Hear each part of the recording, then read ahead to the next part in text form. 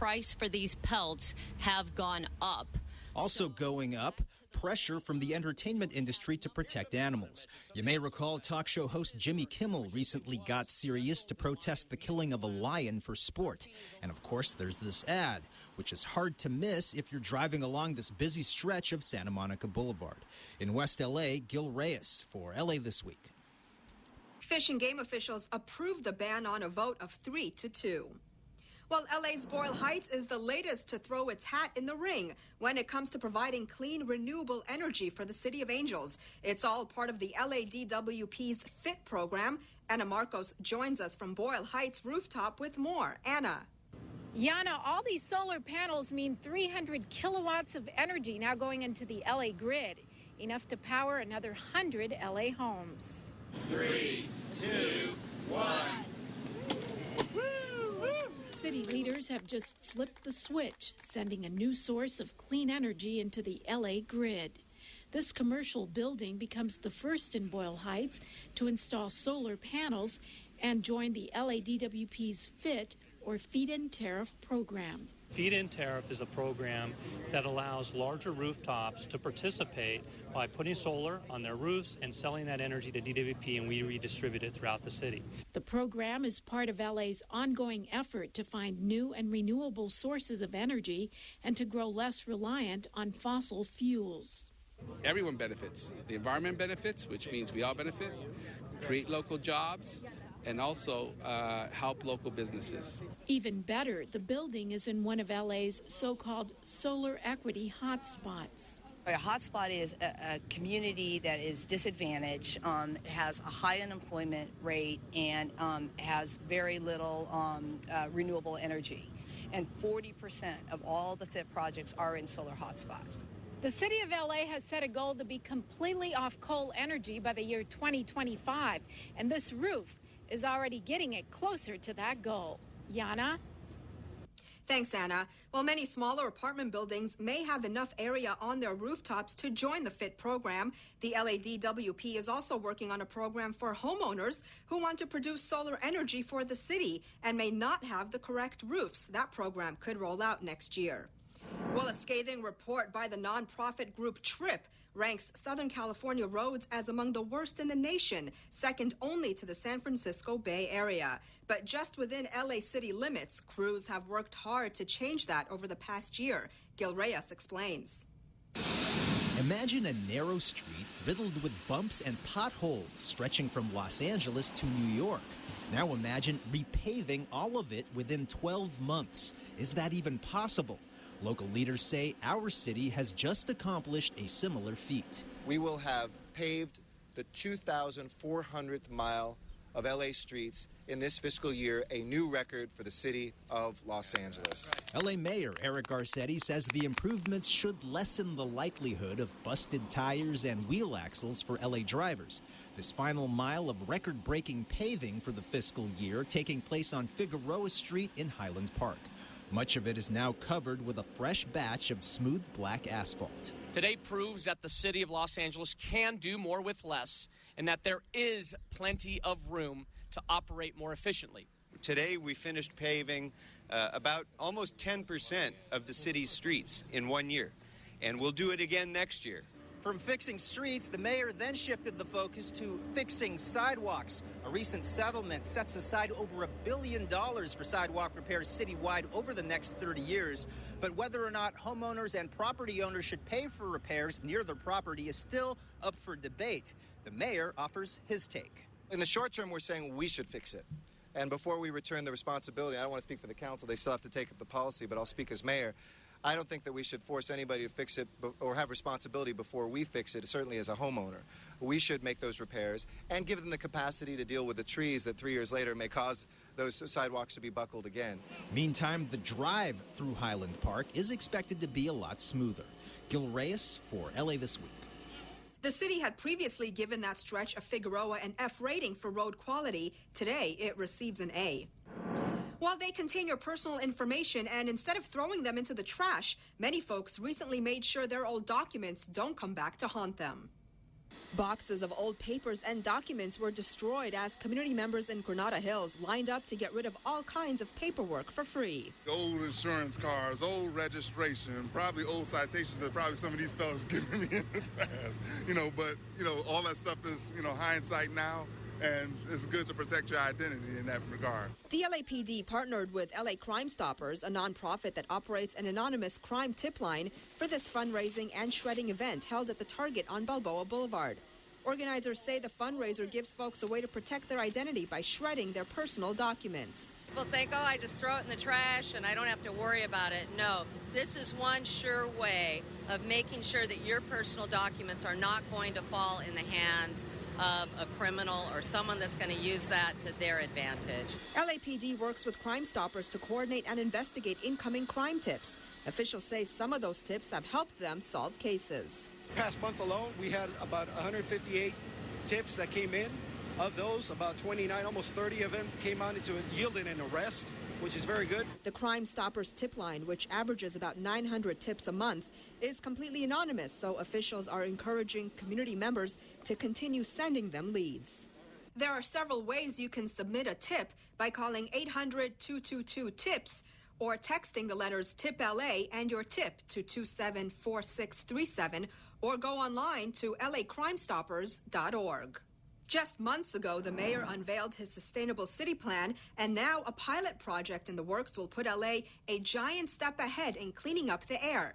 The program will start in the poorest and most polluted LA communities. Anna Marcos has the story.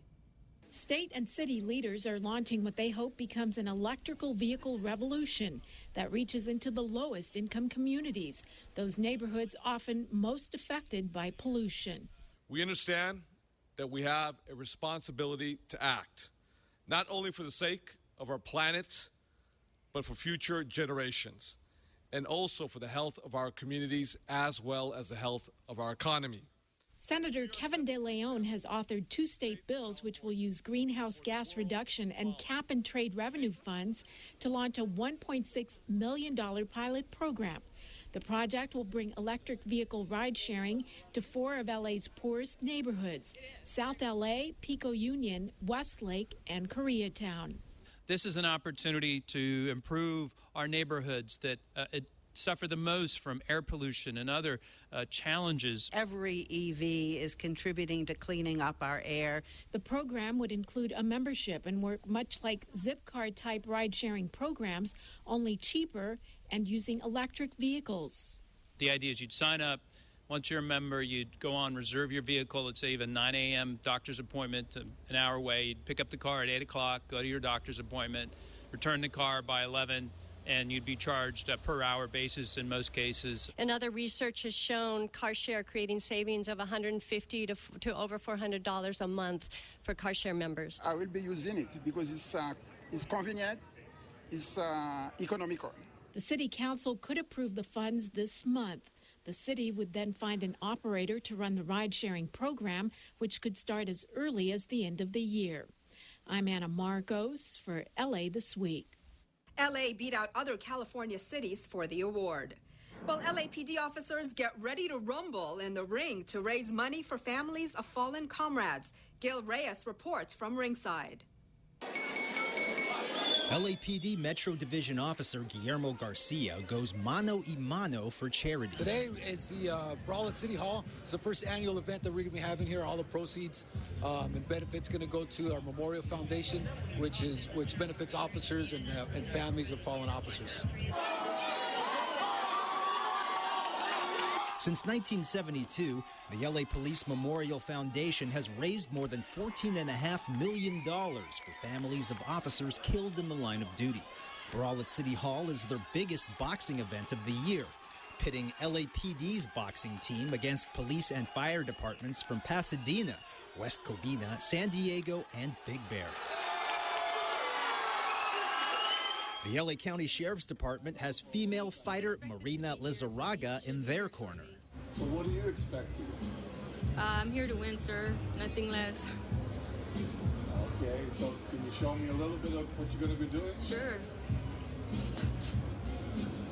All right. We're doing this for the Los Angeles Police Memorial Foundation. They're near and dear to our hearts. I've forged a lot of close friendships with police officers, and I feel really special about representing the department. I just personally would like to take the time to thank everybody that came out to support. Obviously, it's a rainy Saturday in the middle of July that we didn't expect, and we still have tons of people coming out here to support us. While fighting for a good cause. In downtown L.A., Gil Reyes for L.A. This Week. All 9 matches were set to take place outdoors, but had to move indoors to City of Angels boxing gym because of heavy rain. While every year on the second Tuesday night in August, crime takes a step back as the streets fill with kids, families, police officers, and anyone who wants to celebrate community. Anna Marcos brings us a National Night Out event in LA's Southeast Division. It's how we do it, baby. Clipper Darrell is on watch on National Night Out in South LA. Call him a sort of community peacemaker and cheerleader, and of course, a fan of all things Clippers. Tonight, he's got some advice for how to get along with police. You have to understand who the police are. When they don't know who you are, let them understand who you are and quit getting belligerent, quit getting hype. You know what I'm saying? Calm down and say, hey, my name is Raul. I didn't know where I was going. I'm sorry, officer. Tonight is indeed about both sides understanding each other. National Night Out started in 1984 to bring communities and their police officers together to band against crime and take back their streets. Since then, the annual event has grown to include 37 million people in communities all across the country. We've transformed in how we do business. We're much more part of the community than we ever were. Here in LA's Southeast Division, the National Night Out movement has been growing in spite of police and racial unrest in much of the country.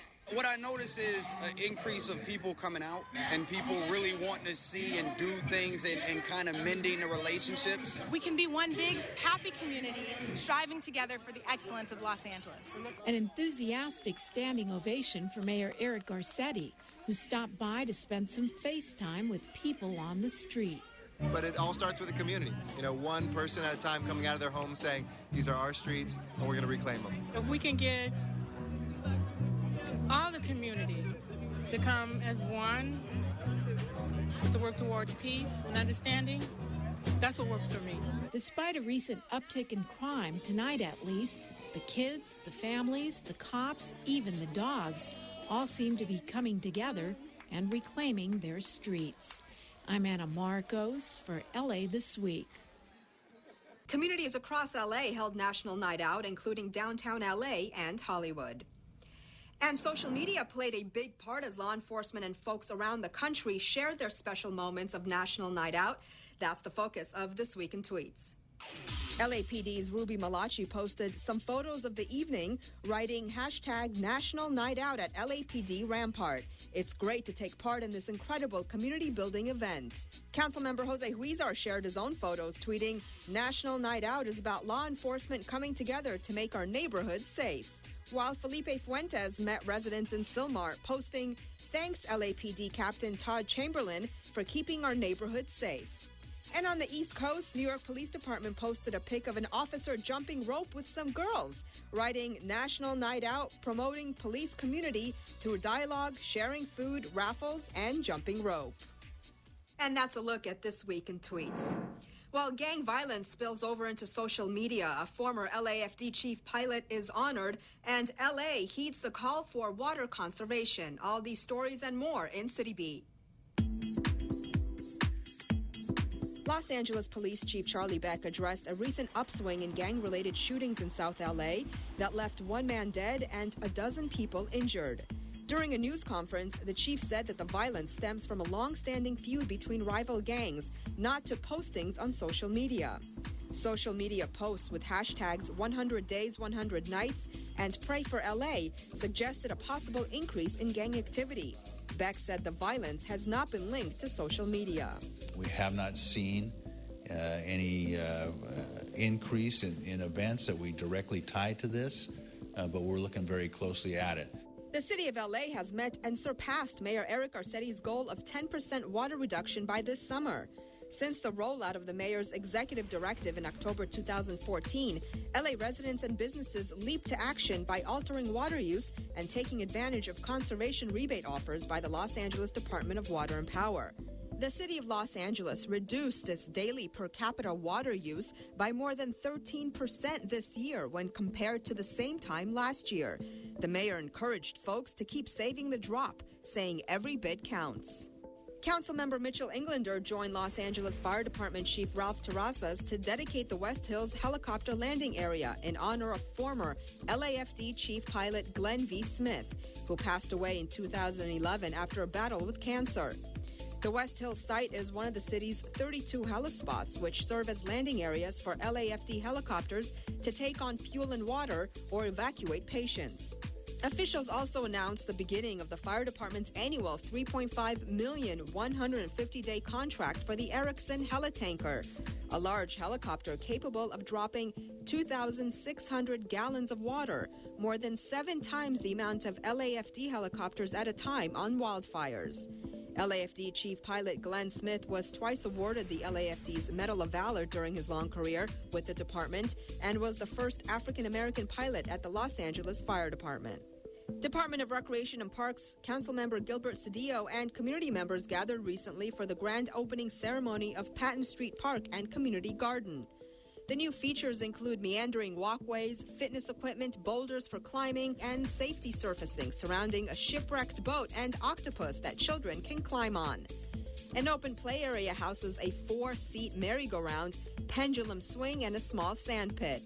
A 19-foot-long custom metal slide is accessible by steps or boulders and whisks users from the upper park area to the lower. The far northern portion of the park is dedicated for use as a community garden. Additional park amenities include drought-tolerant landscaping, high-efficiency irrigation system, security gate, LED lighting, and community-designed mosaic art on custom seat walls. Patton Street Park is the 33rd park to open as part of the city's 50 Parks initiative. An urban dance event where performers dance their heart out, a musical celebration of a famous bunny and his Looney Tune pals, and a street event that highlights a unique LA neighborhood. All these in this week's Things to Do.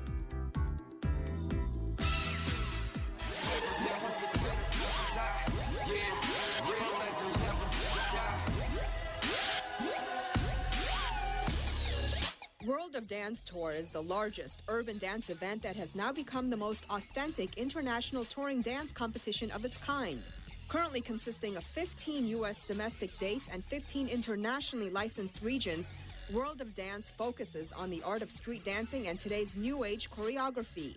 The world's best top dance troupes, hundreds of participants, and thousands of spectators enjoy performance festival settings where creativity is displayed and rewarded. While competing dancers are judged ever so closely, the spirit of each event is that of community over competition.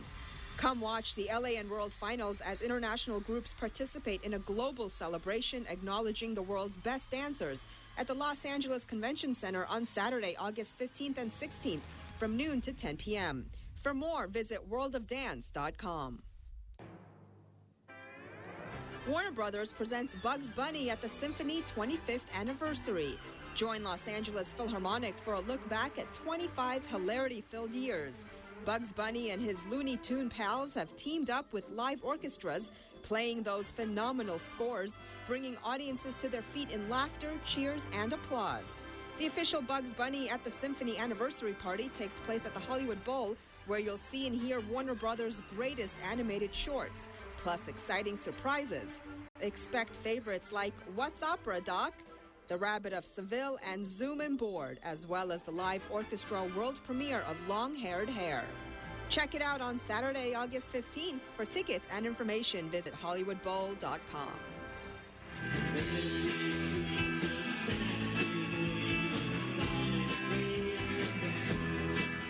And watch your favorite bands play for free during Echo Park Rising, a neighborhood event in its 5th year that focuses on the music, creativity, diversity, and small businesses of Echo Park. There are multiple stages and activities throughout the weekend located on main routes of Sunset Boulevard, Glendale Boulevard, Alvarado Avenue, and Echo Park Avenue. In addition to the lineup of artists performing, shops, galleries, restaurants come together to celebrate the vibrancy of this eclectic boulevard. On August 14th through the 17th, more than 300 bands will descend on the neighborhood of Echo Park for 1 weekend of free outdoor shows. For more, visit epr.la. And that's a look at some things to do. Well, that's going to do it for this edition. I'm Yana Kane. From all of us here at LA This Week, thanks for joining us. A reminder that you can catch us online at lacityview.org. You can also follow and like us on Facebook. We'll see you back here next week for more of LA This Week.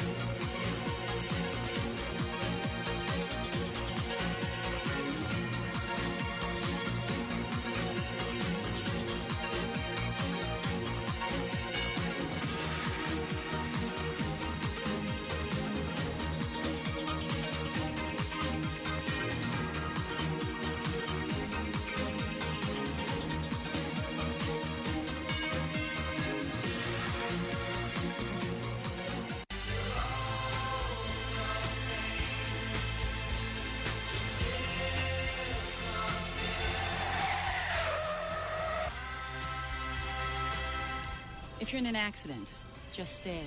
Call 911. Help if you can. You might save someone's life. Obey the rules of the road.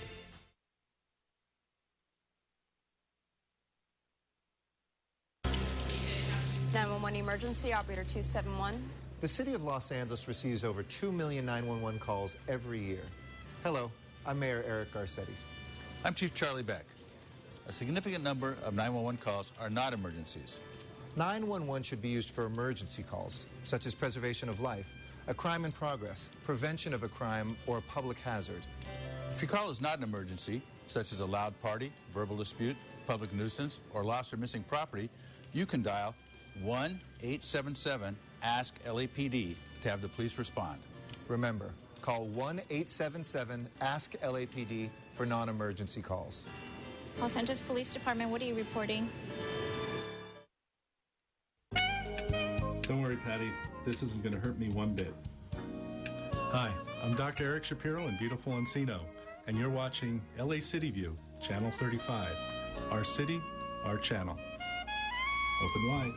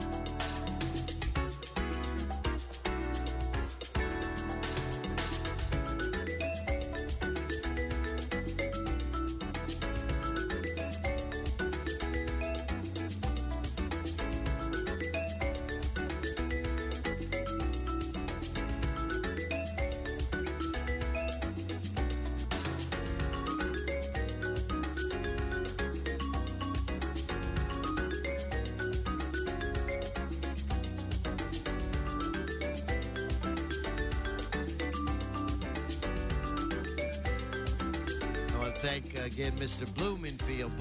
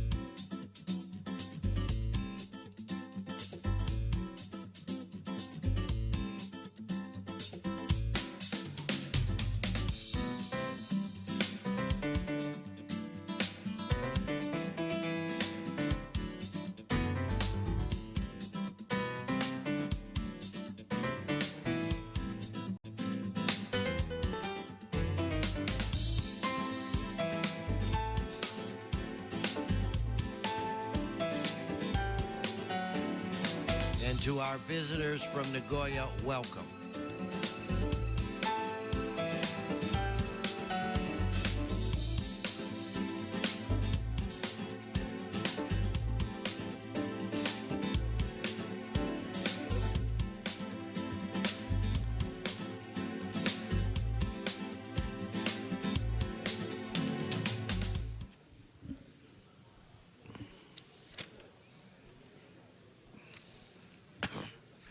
Anyway, good morning. Good morning. Good morning. Shh. Today is Friday, August 14th.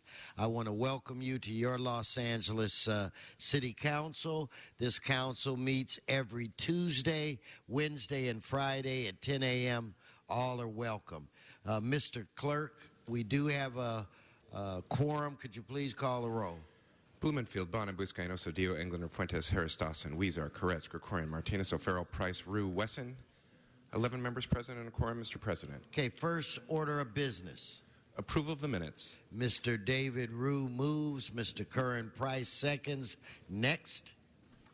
Commendatory resolutions for approval. Mr. Englander moves and Mr. Corrett seconds. Next. Mr. President, there are recommendations to continue items 1A, E, and J to August 28, 2015. So without objection, that'll be the order on those items. Very good. To receive and file item 1Q, inasmuch as the property was determined to be an owner-occupied single-family dwelling and thus exempt from lien processing. To receive and file items 1C and 1F, inasmuch as the liens were partially rescinded and subsequently paid. And to receive and file items 1I and 1O, inasmuch as the liens were paid in full. Further, there are requests to continue item 2 to Tuesday, August 18, and item 3 to Wednesday, August 19. Okay, then that'll be the order. That brings us where? Mr. Fuentes. Thank you, Mr. President. I have a couple of continuations as well. 1P is in Paul, 1S is in Sam, and 1T is in Tom for 30 days, please. And that would bring us where? 1R as Robert for 2 weeks. So what's the date of the 30 and the 2 weeks? P, S, and T would be 30 days, and that's September 16. And 1R was 2 weeks? Yes, sir. So 2 is that weeks. the 28th? That brings us to August 28. Okay, thank you. So ordered. So that brings us where? Mr. President, that brings us to items 1 through 3. They're items noticed for public hearing. Do we have cards? Yes, sir. We have cards on items 1, and 2 and 3 have been continued, sir. Okay, so let's move. Hold 1. Let's move on. Very good. Items 4 through 6 are items for which public hearings have been held. Okay, members, we're on 4 and 6. Any specials on items 4 through 6? I do not see any. Let us prepare to vote on these items. Let us open the roll, close the roll, tabulate the vote. 12 ayes. Mr. President, items 7 through 9 are items for which public hearings have not been held. 10 votes are required for consideration. Okay, so without objection, those items are now before this body. Cards? Yes, sir. Cards on all items. Okay, so then we'll hold those items. That brings us where? Item 10 is an item scheduled for closed session. Would you like to hold it on the desk? Yes, I would like to do that as well. Very good, sir. On the continuation agenda, item 11 is an item for which a public hearing has been held. Mr. Item 11, yes. Call 11 special, please. Okay, item 11 special. So that brings us where? Mr. President, that takes council back to presentations or items called special.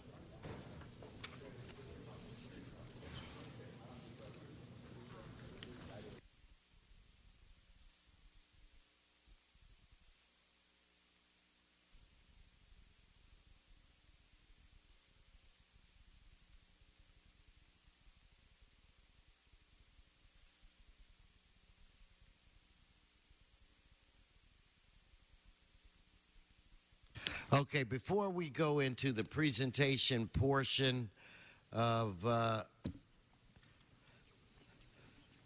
before we start the presentation portion of today's agenda, I would recommend that we, Mr. Fuentes, Ms. Martinez, that we deal with item 11.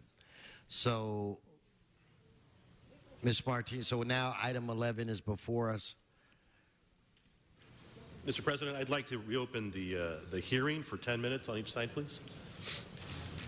We continued it from Wednesday. There was the hearing had been satisfied in committee, but we opened it. The staff mentioned to us that there was an inadvertent error in the filing and notification to folks, although legally not required.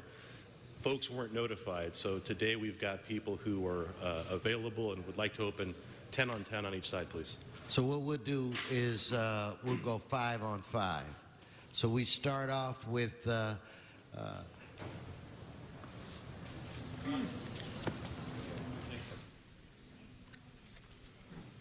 Start off with Mr. David Arnold. Bill, I'm not sure about this last name. You'll have to help me with that.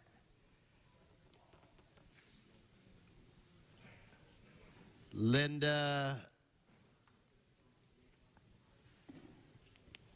I'll let you pronounce your name, and I think I have a Tory Greer. Just please come forward, identify yourself. 1 second, Mr. City Attorney. Thank you, Mr. President. This is a reminder to council members. This is a fair hearing matter requiring the heightened attention to the speakers at the podium or to the monitors at the council members' desks. Okay, welcome. Identify yourself. My name is David Arnold. Thank you, council members, for allowing this platform. Longtime resident in this community. I grew up down the street from the proposed development. Of course, I'm not against reasonable development. I'm concerned as the sand pits that we grew up next to, as they fill up, I'm concerned of the interface between the industry that is allowed to develop in the area and the interface between that industry and the residential. And to me, this proposed development just feels too aggressive. The size of the building and the lights and the traffic and noise and things of that nature. And I'm just looking to have a more reasonable interface to protect our community, to kind of keep what we grew up, more of a quiet, calm country living. And I'm just asking for more of a reasonable interface. And to me, this feels, you know, it's not just film studio. There's quite a bit of business for rental business. And thank you, sir. Thank you. Is it Bill? I want to hear the last name. I know it's simple, but I'm missing something here. Oh, no, that's okay. That's okay. Ike. It's been mispronounced for decades. Okay. You're part of a long list. All right, go ahead, sir. Thank you. My name is Bill Ike, E-I-C-K. I reside at 9647 Stonehurst Avenue, Sun Valley, California. This proposal is inappropriate for several reasons. One, this is not a film studio. It is actually a party event rental business disguised as a studio. If they take away the event rental business, which is within 40 feet of everybody's RA1K neighbors and is 54 feet tall and 500 feet long, then they can have their film studio. But this, all they want to do is run a 24-hour-a-day, 7-day-a-week rental business next to people's residences. This violates CEQA.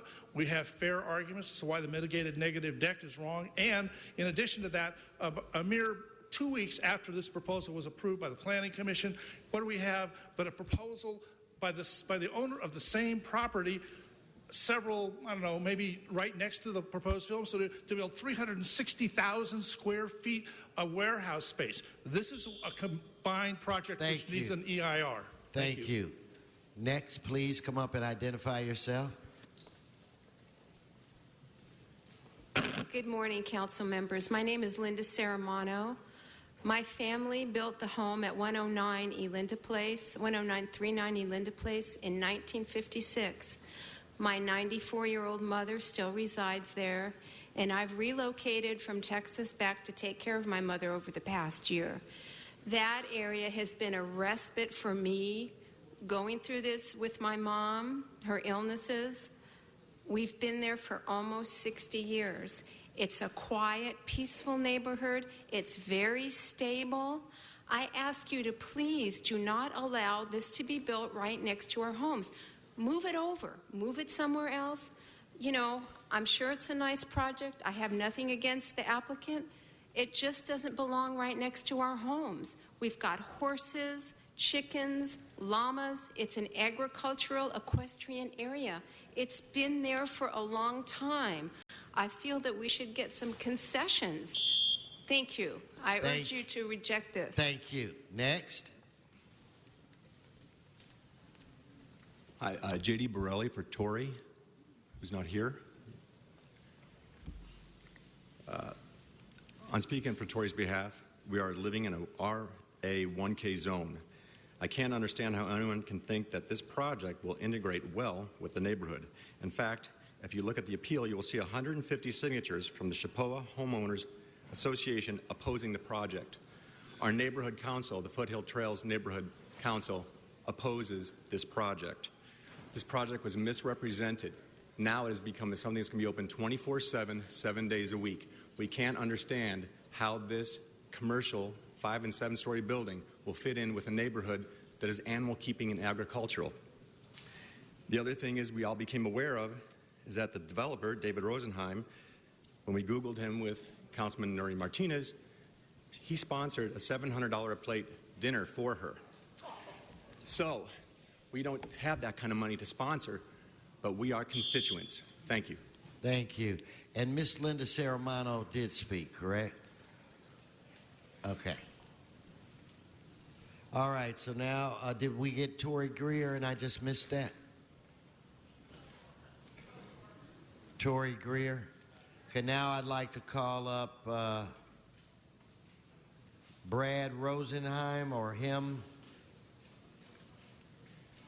Jesse Torrio, Alton Butler. Yes, sir. Good morning. My name is Brad Rosenheim, 21600 Oxnard Street. I'd like to thank the Plum Committee for their recommendation to deny the appeal and approve the studio project. This is a studio project, the first in the San Fernando Valley to be built. We would respectfully request that condition 14C be deleted from the record. This is an unenforceable condition. However, there is a condition that requires a plan approval in 2 years. So if there are operational issues, those can be addressed after 2 years of operation. Thank you very much for your time and attention, and we hope that you support this project. Thank you. Thank you. So if next, please come forward and identify yourself. Yes, sir. My name is Jesse Torrero, and I am the co-director of Coalition Against Human Trafficking in Sun Valley. And we are for this project for a couple of reasons. One, we have a heavy prostitution problem and human trafficking problem in the area. This will clean that up. We also have lots of issues with the gangs, graffiti, crime. We have poor streets in this area. This will all clean this up. We have an opportunity here to change Sun Valley from junkyards, from toxic waste dumps, from gravel pits. I've been here for 53 of my 54 years of life, and I've seen Sun Valley change dynamically through my lifetime. Also, we have a chance to kind of get some more good jobs, 400 good paying jobs. This is a film studio, $40 million project. We can change the dynamic, the way Sun Valley is and has been, a place to take your trash or a place to develop great projects, have good jobs, and have a studio complex in our midst. Thank you. No, thank you, sir. If I could have the next gentleman come forward, identify yourself. Mr. Butler? Yes, sir. Okay. Hello, my name is Alton Butler. Thank you so much for council people for listening to me this morning. Hold on, Alton. Yes, sir. Go back. I'd like to thank you all for your support up till now. This is a movie studio.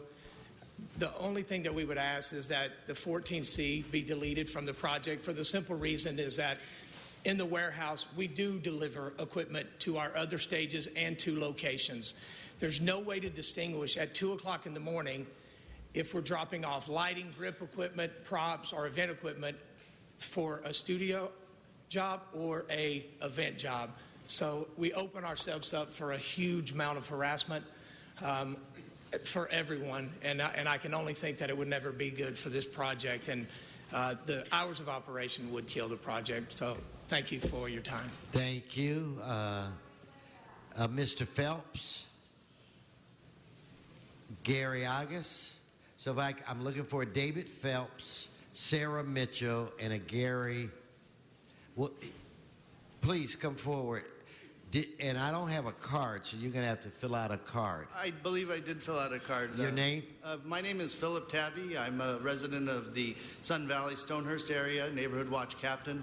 And good morning. I want to say that I really approve this project. I think it's a great use. Now, with all the crime rates slightly increasing in the city of Los Angeles, this is going to be one good thing for our neighborhood because it's a street coming in off of Glen Oaks Boulevard. We see prostitution, we see illegal dumping, drug use, drinking on Peoria Street. With the 24-hour use project, we'll be able to see a security guard on that street at all times, and we'll be able to better monitor our neighborhood. And I'd like to keep crime down in our neighborhood because we have been a very low crime area. Thank you. So I'm looking for David Phelps, Sarah Mitchell, and a Gary August. I've got to call your, if you're here, please come forward. We only have a couple of minutes left. Sir, you are? I'm Gary Agus. Go right ahead. I represent the Sun Valley Area Neighborhood Council, and we are for the proposal and would like that you deny the appeal. We've worked with the applicant, the movie studio, CD6, Nuri Martinez's office, and the planning department to see that this project is an asset to the community of Sun Valley, and we believe we've achieved that. It's been mentioned by the appellants that Foothill Trails Neighborhood Council has opposed the proposal. I've worked with the people at Foothill Trails for over a year on this, and that's just not true. Foothill Trails is not opposed to the project, and neither are we. We think it's an asset to the community of Sun Valley. Thank you, Gary. So I'm looking for Sarah Mitchell and David Phelps. Are you David? Yes. David, you're the last person. Yes, ma'am. Morning, I'm Sarah Mitchell. I'm with the Valley Industry and Commerce Association, VICA. We represent more than 400 businesses that welcome this project into the Valley. The state did their job. They upped the film credit to $300 million plus. So now it's time for the city of LA to do its job, to bring more space and location and resources so that we can get the most out of these projects, make sure that filming comes back to Los Angeles. We appreciate the support and efforts of Councilwoman Martinez to bring more of these spaces and locations to the Valley in particular. This business, they have a proven track record of being a good business owner and a good neighbor in their current spaces. They've done a lot of work to make sure that they're doing outreach with the neighborhood and with the surrounding area, and we feel very confident this is going to be a great addition to the Valley, and it's going to really help bring in more business and more filming to Los Angeles. Thank you. Thank you, Mr. Phelps.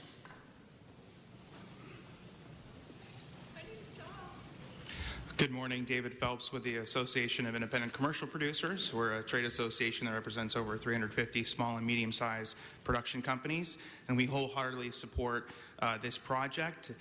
This is a needed project to generate jobs in the San Fernando Valley. It's the first major studio project in the Valley in many years, and we look forward to working with Line 204 to see this through and see the jobs that it generates. So we urge a yes vote. Thank you. Okay, so Ms. Martinez, did you want to speak first on this issue? Mr. Fuentes.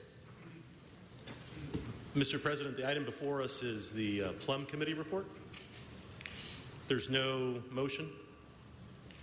There is a motion, then you'd want to speak first, Ms. Martinez. There's no motion. So we're going to adopt the project with the recommendations that came out of the Plum Committee. That includes 14C? No. So you'd want to speak first then if you want to delete something. Mr. President and members of the City Council, as many of you know, I am a resident of Sun Valley, and before I got elected to the City Council, I worked on environmental issues. And in Sun Valley, I'd like to show you pictures of the conditions on Peoria in and around that area where the proposed project is being proposed to get built.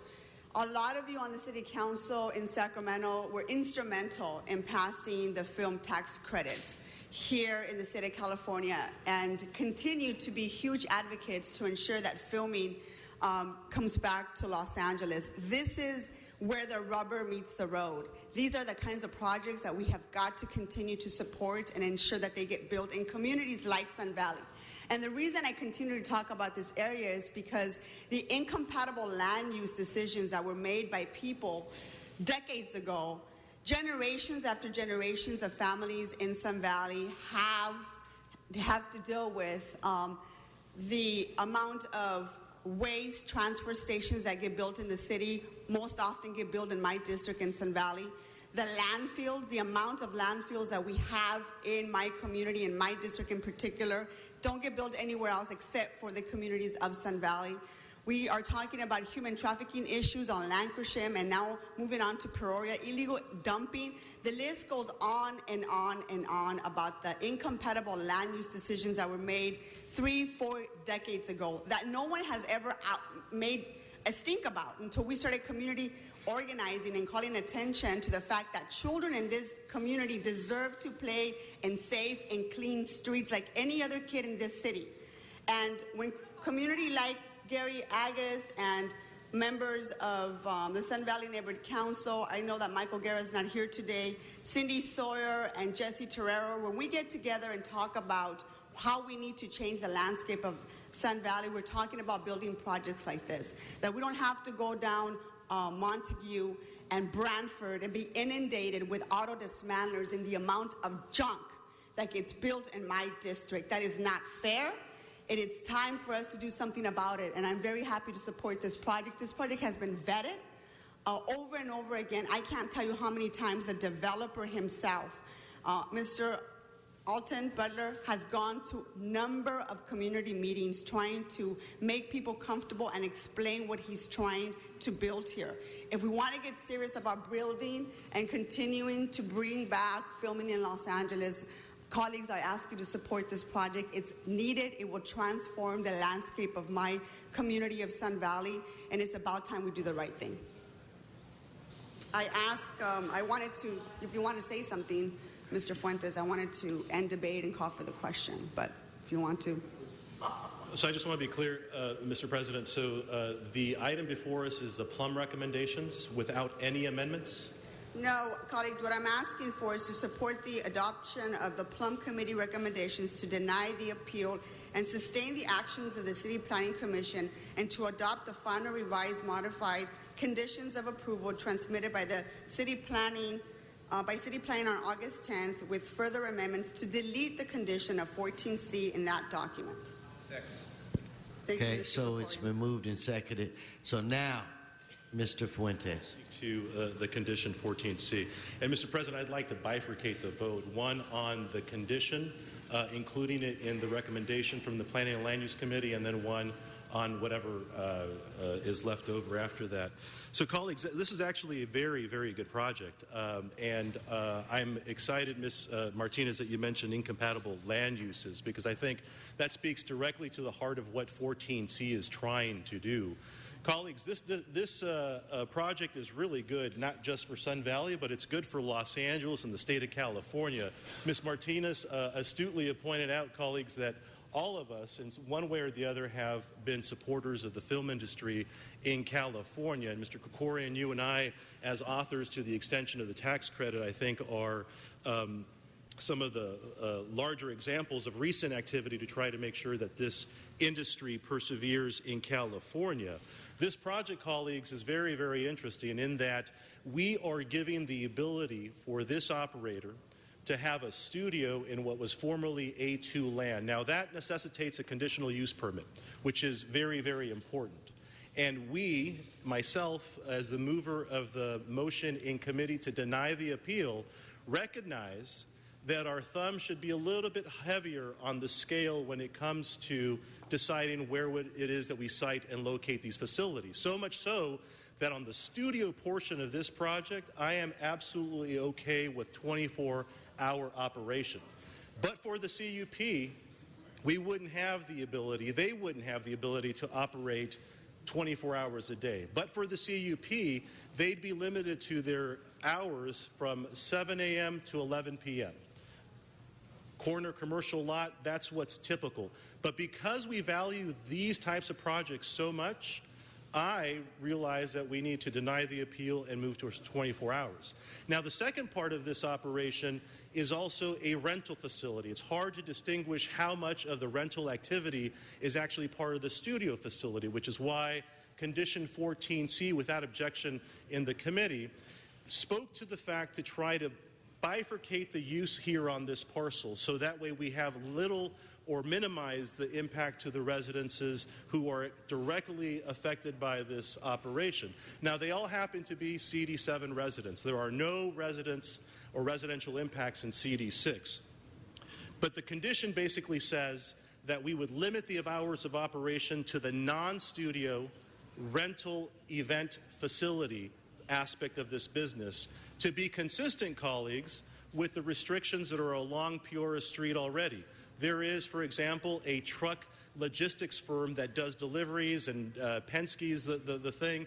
They are limited in their hours of operation. That entire street, when it comes to business that's commercial, rental, and logistics, is limited in its hours of operation. So what we were trying to do with 14C is limit the frequency of the activity on that site. Again, absolutely supportive of 24-hour operation for the studio facility, but when it comes to the non-studio work, the event planning rental facility, we want it to be consistent with every other business on Peoria Street that has restrictions and limitations. So when you think about it, 50 feet doesn't make an awful lot of difference when you're thinking about a 24-hour operation. But when you're looking at an entire city block that already has restrictions for that type of activity against 24 hours operations, we're just trying to conform the non-studio event rental facility aspect of this operation. So with that, I would ask for a no on the deletion of item 14C, and then we would take up the matter in chief after the determination of this vote. Okay. Ms. Martinez. Yeah, again, I want to reiterate how much we vetted this project. The condition that Mr. Fuentes is referring to on 14C will absolutely hinder the ability for this project to be successful. So I ask for that to be deleted from the original motion. Could you repeat that? I'm just reminding our colleagues about the fact that this condition will actually hinder the operation of the movie studio in this area. So we ask that it be deleted. Okay, so what we're going to do is I'm going to defer to the clerk, and clerk, in what order are we going to go through this?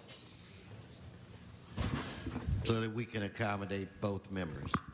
Mr. President, I would think we would first vote on whether to delete condition 14C, and then subsequently vote on what is remaining. Okay, so that'll be the first vote. Let us open the roll. I couldn't hear you. Ms. Martinez is asking for an aye vote on this. Mr. President, I'm asking for an aye vote on the motion. Yeah, but this is a separate, this is on the amendment now. This is the motion to delete 14C. Yes. So, and Mr. Felipe, Mr. Fuentes, you're asking for a no? Okay, so Ms. Martinez for a yes. So, Mr. Clerk, let's open the roll. Close the roll. Let's tabulate the vote. 10 ayes, 2 noes. Okay. Now, next. Now we would vote on the remaining, which is the Plum Committee report as amended to remove item 14C. Okay, so again. Excuse me, condition 14C.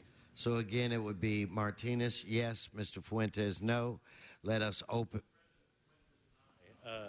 The deletion of 14C was important to me. I am not speaking against I got you. Thank you, Mr. President. So, and in fact, I'm glad you reminded me. So now, let us open the roll, close the roll, tabulate the vote. 12 ayes. Okay, that is approved. That brings us where, Mr. Clerk? And Mr. President, that was as amended. That brings council back to presentations or items called special. Okay, so now if I could get Ms. Yes. Please. Forthwith. Without objection, forthwith. Ms. Martinez. Ms. Martinez, I'm going to do a presentation and need you.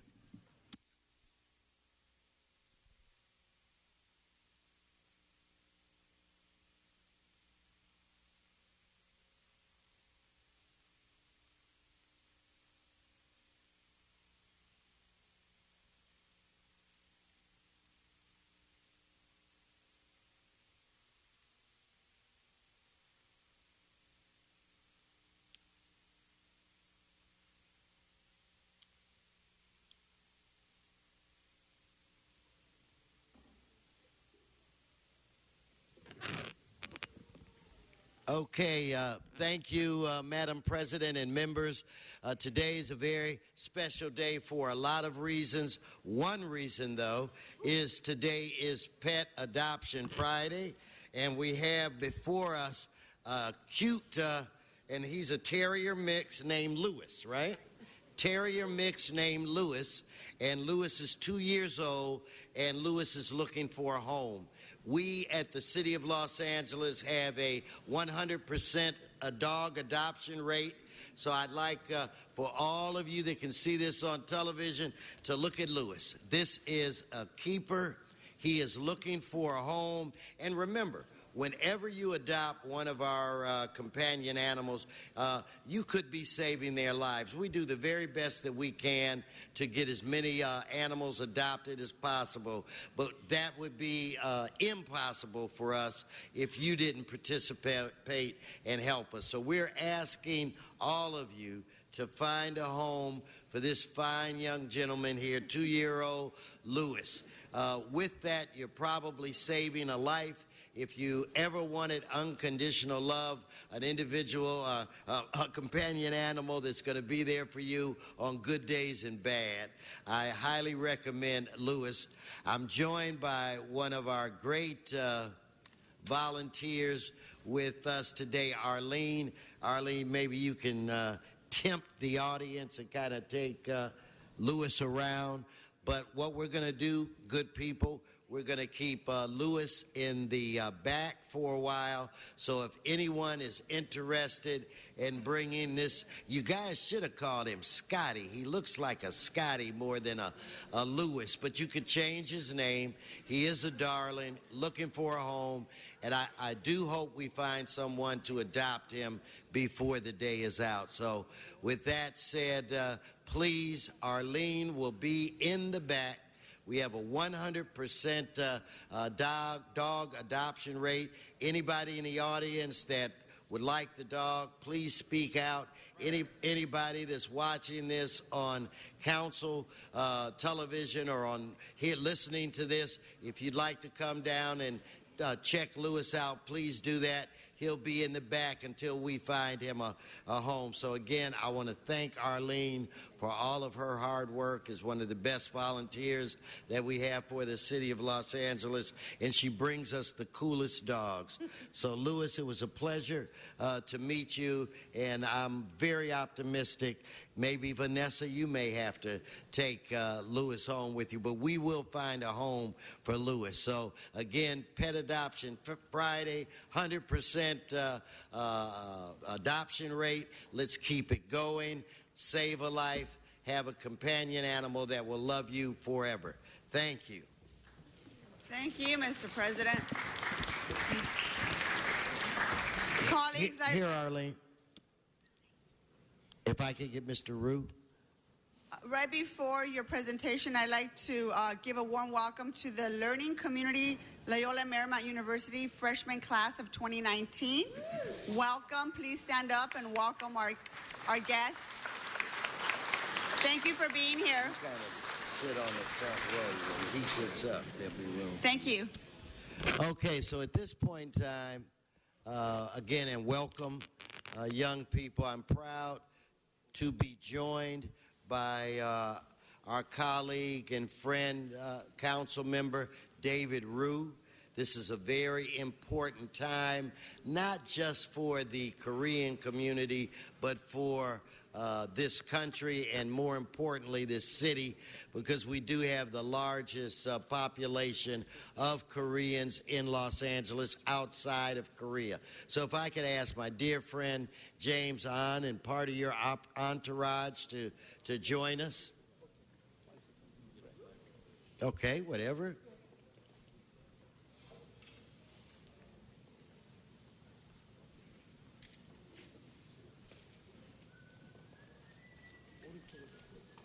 Show some respect.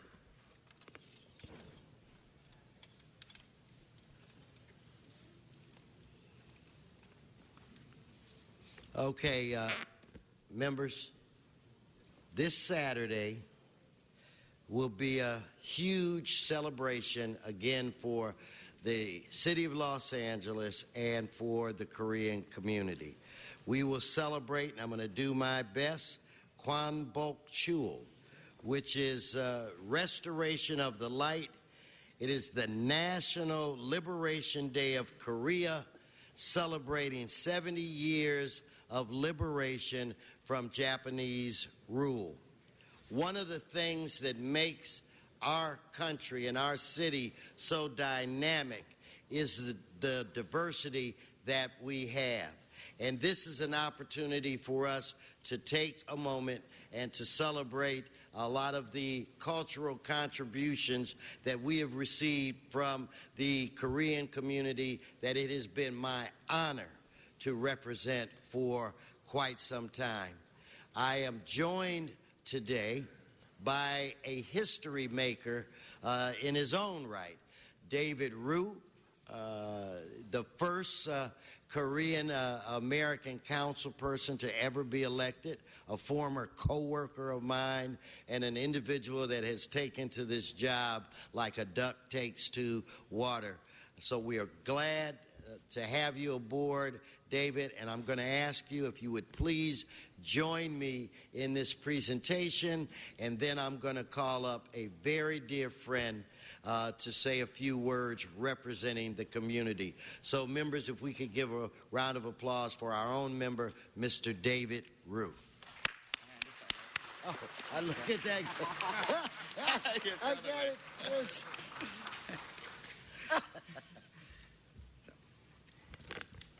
Thank you, Council President. Thank you for allowing me to join you today on this historic day.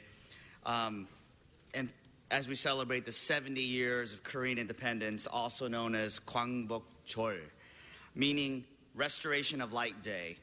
Los Angeles is home to Koreatown, as well as the largest population of ethnic Koreans outside of Korea. But Korean Americans are spread out all over our region, contributing to a rich cultural tapestry of our city. Los Angeles also has a vital cultural and economic ties with our sister city, Busan. Our relationship has been solidified with the Korean Friendship Bell located in Councilmember Buscaino's district, Angels Gate Park in San Pedro, and the beautiful Korean Navy turtle ship, gifted from the mayor of Busan, located right here in City Hall Rotunda. My parents and I arrived from Korea just as many immigrants envisioned, to live in Los Angeles and to share in the American experience.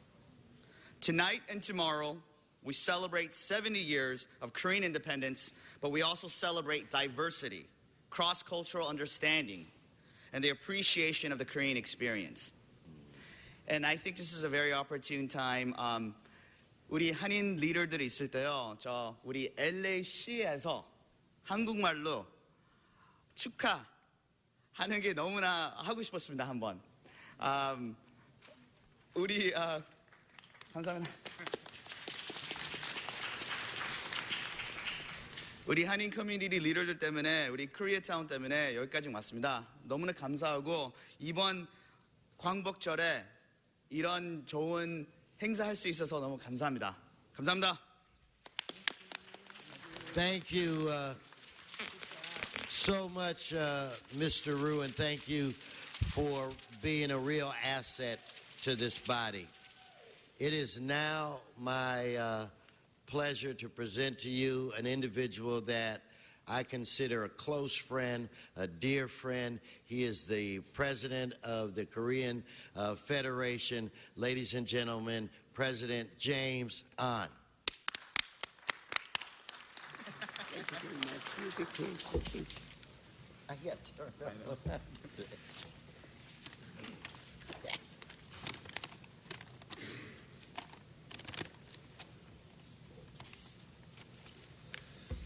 안녕하십니까? 안녕하세요. 안녕하세요. Good morning, Mr. President Hubble Wesson and honorable council members. And thank you for inviting us to City Hall to commemorate this year's Korean Independence Day. On August 15, 1945, Korea gained its independence after 36 years of oppressive Japanese colonial rule. Every year on this day, Koreans all over the world celebrate Korea's liberation and the birth of modern-day South Korea by raising the Korean flag. This year's event is especially meaningful as it marks the 70th anniversary. And on this day, we celebrate and reflect back on 70 years of incredible growth and achievement. From the ashes of war, South Korea has grown into a world economic and cultural power. We also celebrate the close relationship between the United States and South Korea as we look to grow this alliance in the future. Today, we honor the many thousands of comfort women that suffered as sexual slaves during the war. We call upon the Japanese government to apologize and finally take full responsibility for its role in this tragedy. Only then will the surviving victims finally have their peace, and only then can the two countries build a strong and lasting relationship for the future. We urge this council and the city of Los Angeles to stand with us in our effort for justice and truth on this critical issue. Thank you for your support, and the community is grateful for your valued friendship. God bless you all. Thank you. Thank you. Okay, we have a resolution. And Mr. President, there are two members on the queue as well. Oh, okay. Mr. O'Farrell? 1 second. Thank you, Madam Chair. Thank you, President Wesson. Thank you, Councilmember Ryu, Mr. Ahn, Robert, and delegation, entire delegation. I have a little section of Koreatown in the 13th District, and so I wanted to rise and just say congratulations on this very important, solemn, but also celebratory occasion, and just say 축하합니다. Congratulations. Thank you.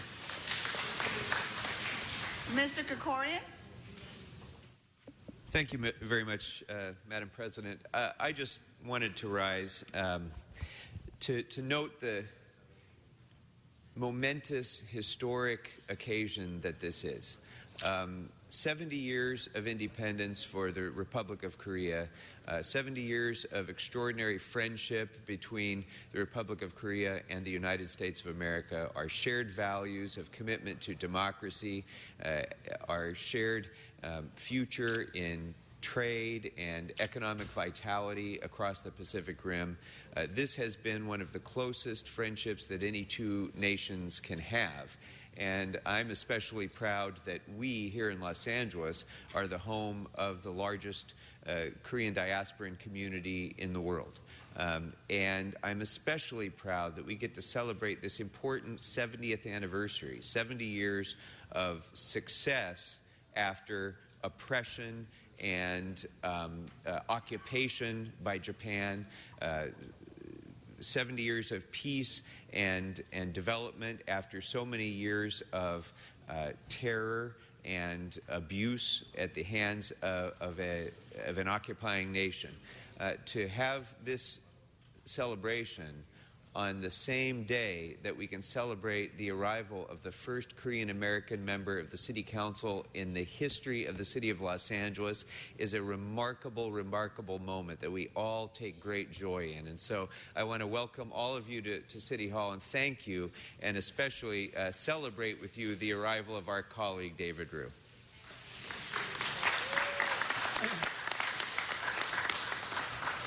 Mr. Harris-Dawson? Thank you, Madam President. I also wanted to rise and thank folks for joining us in this celebration today and thank our President, Mr. Herb Wesson, who's been such a giant advocate of the South Korean American community here in Los Angeles and a great representative. And I'm also proud to be a freshman and in the class of the first Korean American member of this body, Mr. David Ryu, my colleague and friend. So we appreciate you, and let's give him another round of applause while we're here.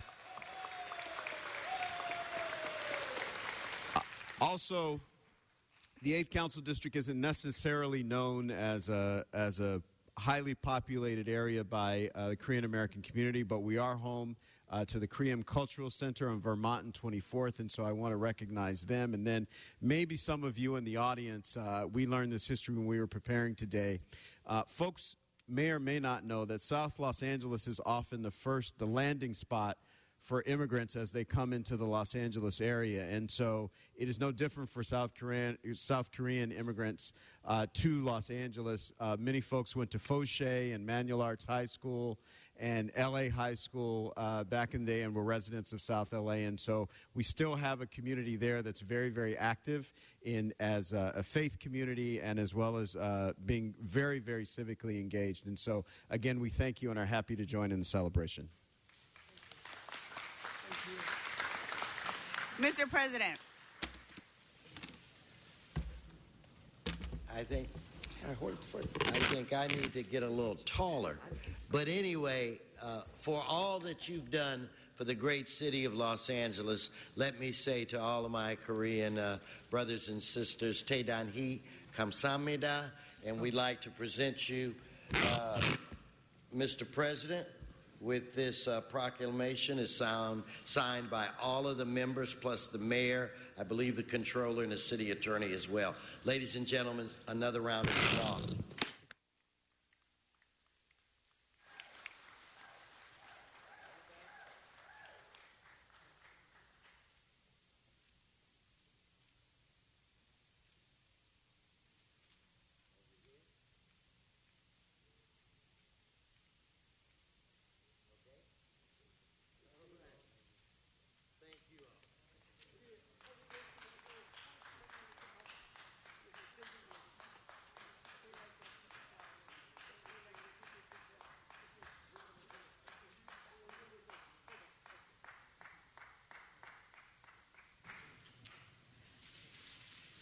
Colleagues, we want to welcome the Metropolitan Los Angeles branch of the American Society of Civil Engineers with us here today for their annual legislative day at City Hall. Welcome. Are you here? Please stand. Welcome. And later today, they will be having their annual award dinner at the Tom Bradley Room to recognize more than 30 outstanding projects and individuals. Welcome to City Hall and have a great legislative day. Thank you.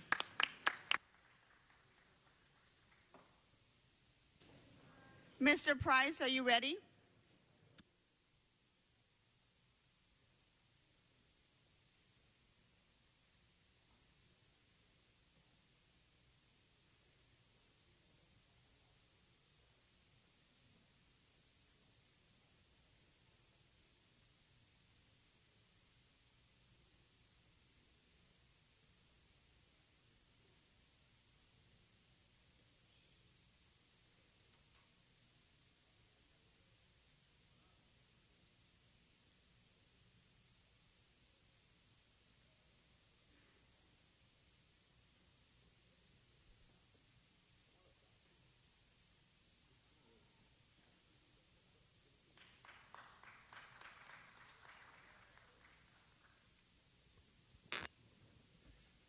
Madam Chairman, members, this is National Health Center Week, and we've got celebrations going on all over the country celebrating healthcare practitioners and individuals. Practitioners and organizations. And today we're going to be recognizing Dr. Moll. But before I talk about his great achievements, let me give you some background about the organization that he works for to put this in some perspective. Yesterday, I had the pleasure of visiting the South Central Family Health Care Center located in my district on 44th and Central Avenue. South Central Family Health Center provides primary care, pediatrics, mental health care, as well as dental services to a largely unserved community. Their mission is to improve the quality of life for the diverse community of inner-city Los Angeles that they represent by providing affordable and comprehensive health care and education in a welcoming, multicultural environment that's very commendable. Dr. John Dennis Mull, who we are honoring today, is one of their outstanding champions and has been a practicing physician in at the South Central LA facility for the past 16 years. Dr. Mull has a career as a medical educator spanning 5 decades. After completing his undergraduate degree at Harvard and his MD at the Medical College of Virginia, Dr. Mull was drafted into the Army and served 2 tours in Vietnam. Dr. Mull credits that experience with fostering his lifelong mission to improving the health care for those living in poverty. Dr. Mull still sees patients starting at 7 a.m. every day while teaching medical students. He rarely misses a day of work, and in his spare time, I learned, he enjoys reading and teaching songs to his 2 African gray parrots. Joining me today to say a few words about Dr. Mull are Rosie Rios, who's on the board of the South Central Family Health Center, and Dr. Ruby Ray Morones, Chief Medical Officer of the center. Ladies.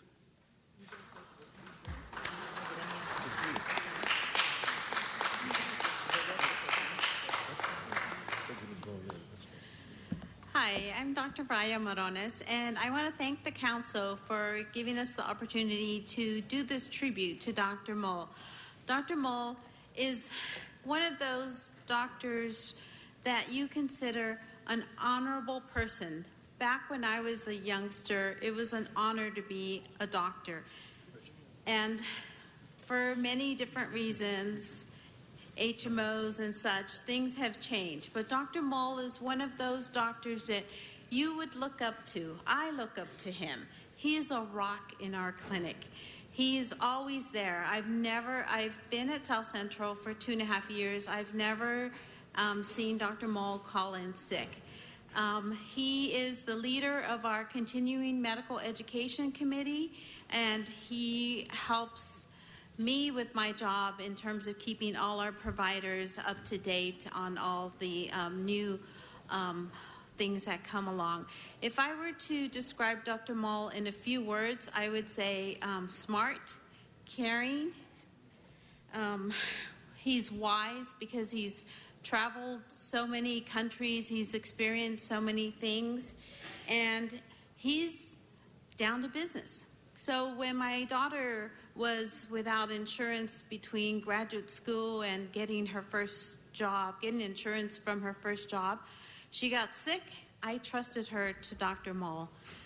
I feel like he is a wonderful doctor, someone I look up to, and you should all look up to him. And I want to thank Dr. Mull for the years of serving the poor and working at our clinic.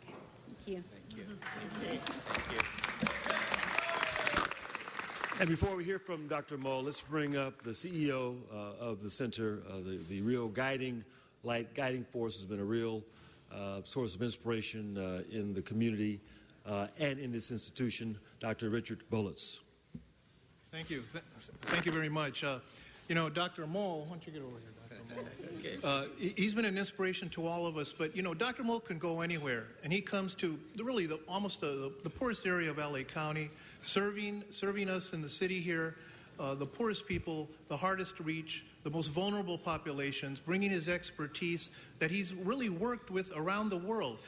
Dr. Mull has worked in Pakistan, Vietnam, Saudi Arabia, and established a clinic in Africa where he was sending and taking students from USC Medical School as well as from our clinic to train them on how to really take care of patients who are the poorest of the country. So he's done a lot. And I really want to thank him and feel honored that he's working for us. But, you know, one thing that he really inspired me with a long time ago when my daughter was in the 6th grade, she's now in college, she interviewed Dr. Mull for a program she was doing called The Power of One, how one person can change the world. And Dr. Mull quoted her, someone that he said that he followed throughout his life, and that was Albert Schweitzer. And Dr. Mull said, if you really want to find true happiness in life, then you really need to help people. And that's really what Dr. Mull has done all his life. Thank you. Dr. Mull. Thank you. Councilman Price and members of the City Council and distinguished guests, thank you for this wonderful award. It's been a great privilege to go to work every day in South Central taking care of the hardworking people who live there. And I'll try to be worthy of this award. Thank you. And we're joined by members of the board, some of the doctors, and your wife is with us today, correct? Let's introduce hers. Hello. Thank you all so much for honoring my husband. He loves his work. He often says he sometimes gets tired at 3:30 in the morning when he gets up to drive from Orange County to LA. But once he steps in that door, he feels a tremendous energy from all of the wonderful people working there and the patients who are his friends. Thank you again. Thank you so much. I'm one of the Dr. Moll's patients. Look like it's been longer than 16 years. Look like it's been a long, long time. But he the best doctor in the world. Wow. I had high blood pressure, and nobody could get it down. It ain't been up in 16 years with Dr. Moll. We love him, and one of the things I like about Dr. Moll, he cares about the poor and the needy. We have a lot of poor people in South Central Los Angeles, and he literally take money out of his pocket to feed them. He also donates to our organization. I have a nonprofit organization called Cover the Homeless, and he do donate to our organization. So we thank him so much, and thank Curran Price for the good work that you do in your district. South Central is changing because of Curran Price. Thank you so much. Thank you. Finally. Good morning. I'm Dr. Tumani Leatherwood. I'm vice chair of the board for South Central Family Health Clinic. I'm a Kaiser physician, but Kaiser has been very, very supportive of South Central Family Health Center, largely because of the type of physicians they have, like Dr. Moll. Again, congratulations. Thank you so much for your dedication. Thank you so much for your dedication to the community and all that you do. Mr. Price, Members. we have one member on the queue, Mr. Harris Dawson. So much, Madam President. Thank you so much, Council Member Price. Dr. Moll, I'm happy to join in the celebration of you today. It's very apropos that you're here today. Today is the 50th anniversary of the community clinic movement and the creation of community clinics around the country, and South Central Family Clinic has been a star in that movement because of your leadership, and we really appreciate you. I cannot go without mentioning my own doctor, Dr. Leatherwood, who's there on Manchester and Dinker in the 8th District. Thank you for being here today. But all of you understand, and we think we need more people like you that understand that health care should be a cause and not a business. So again, thank you so much for all of your service. Thank you, members. Again, Dr. John Dennis Moll. Thank you. Thank you, sir. Come on around here. Mr. Koretz, you'd like to do a quick introduction?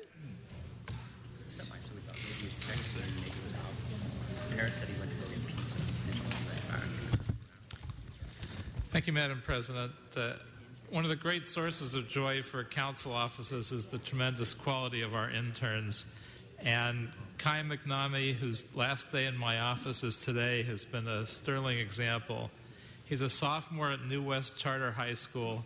And some of you may have had the pleasure of meeting his parents, who own and run the Kai Kai dumpling stand at the Thursday City Hall Farmers Market. Kai is like his parents. They're all friendly and dedicated people who believe in community involvement and public service. And Kai is the founder and president of his school's Model United Nations Club. Last year he interned for State Senator Ben Allen. And in my office, he's drafted articles for our newsletter, helped research policy and community issues, and worked on our database. So I want to thank Kai so much for everything that he's done, and best wishes in the years to come.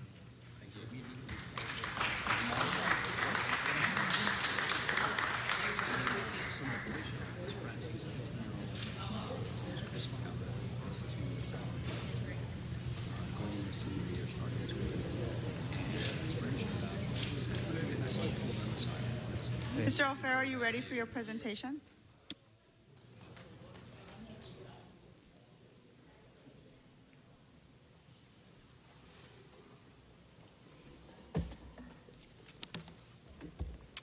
Thank you, Madam President. I am joined by our colleague David Rue. This is another celebration of a wonderful facility in the great Council District 13 in relation to National Health Center Week, which it began on the 9th of August through August 15th. National Health Center Week aims to raise awareness about the mission and accomplishments of America's health centers, the largest and most successful system of primary care. Today, I'm highlighting the incredible work of Clínica Monsignor Romero in the 13th District in Westlake. And I am joined by some of their wonderful leaders, including Executive Director and my friend Sandra Rosato, Rebecca Pleitez, Ana Grande, Ana Yolanda Martinez. And I had the great pleasure of traveling to El Salvador recently with two of these individuals, and what an incredible experience that was. As you may know, health centers started as a pilot project during President Lyndon Johnson's War on Poverty. And this year is particularly special as it marks the 50 years since the first health center opened its doors nationwide. These clinics see more than 1.4 million patients each year. That's nearly 1 in 10 people in the country, where clinics serve 418,276 patients aged 19 and under. And more often than not, these health clinics are located in underserved neighborhoods. And let me just tell you, at Clínica Romero, it is a busy beehive of activity all the time and fulfills such a deep need in the Westlake community in my district. Health centers provide high-quality, cost-effective, and accessible primary and preventative care, including integrated medical, oral, vision, behavioral health, and pharmacy services to all individuals regardless of insurance status or ability to pay, and their dental care there is also amazing. Health centers nationally employ nearly 157,000 full-time positions, including more than 11,300 physicians and more than 8,400 nurse practitioners, physician assistants, and certified nurses, as part of a multidisciplinary clinical team designed to treat the whole patient. In my district, as I mentioned, Clínica Romero, a federally qualified health center whose mission is to improve the availability, accessibility, and coordination of primary and preventative health care services for people without medical coverage, and I am glad, honored to have them join us. Today, they have compiled a significant record of success that includes reducing income and ethnic health disparities in one of the poorest and most challenged communities of Westlake, Rampart, Pico Union area. They have a well-established chronic disease management program, a women and children's program that provides prenatal, pediatric care and family planning, and a multitude of services such as dental, mental health, substance abuse, and pharmaceutical services. The unique one-stop shop model of care at these health centers allow individuals who experience the highest health risk and the most serious illness of burden to overcome significant economical, sociological, cultural, and linguistic barriers to primary care. I applaud their efforts to provide access to affordable, high-quality, and cost-effective health care to the medically vulnerable and underserved. And like Clínica Romero, I am proud to highlight the high-quality services, staff, and overall care available in community clinics and health centers in the city of Los Angeles. And now I'd like to bring up my colleague standing next to me, David Rue, who chairs the Committee on Health and Education, to say a few words.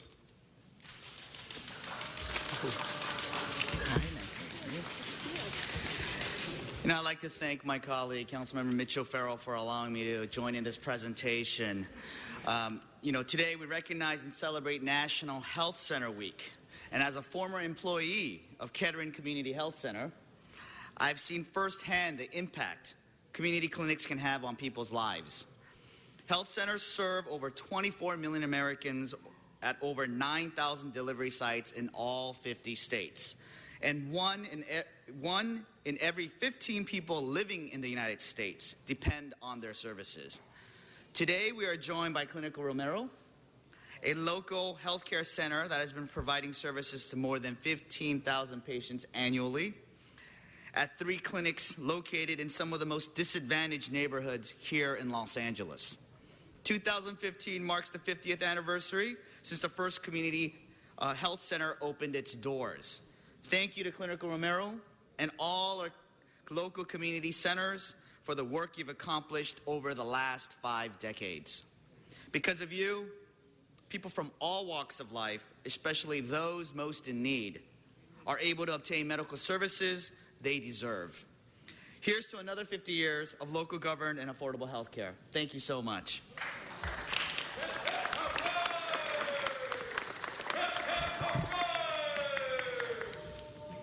Madam Chair, I would now like to introduce my friend and someone who came aboard as Executive Director right around the time I came into office 2 years ago, who has done and is doing an amazing job at Clínica Romero, Sandra Rosato.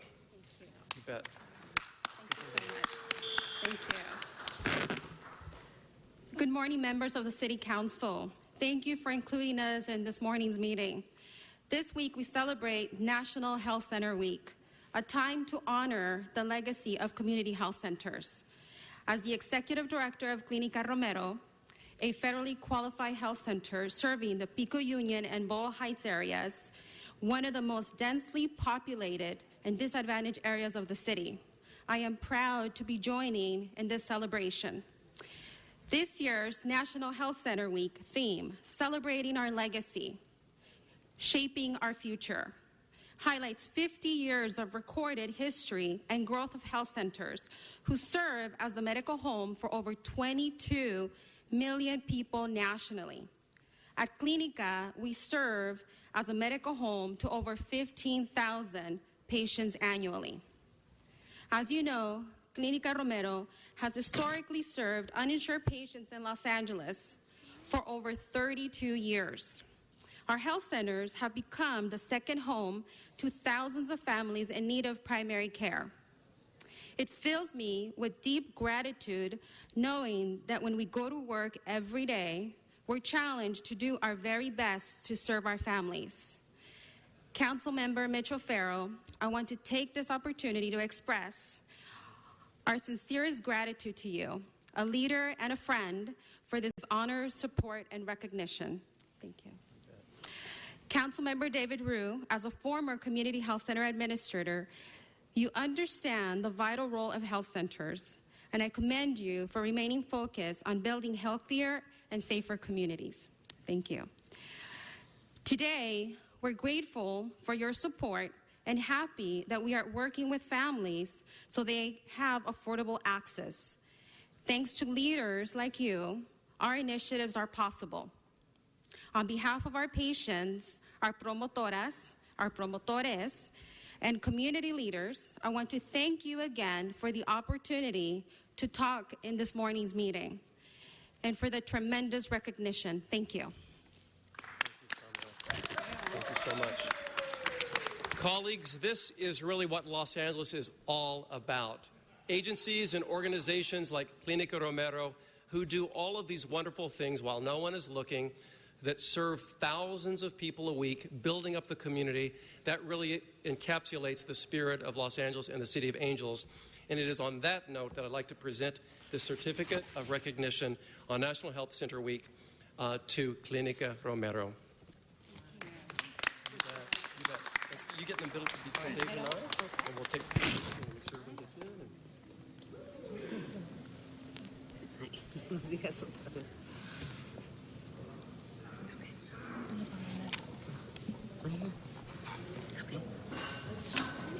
We're going back to it.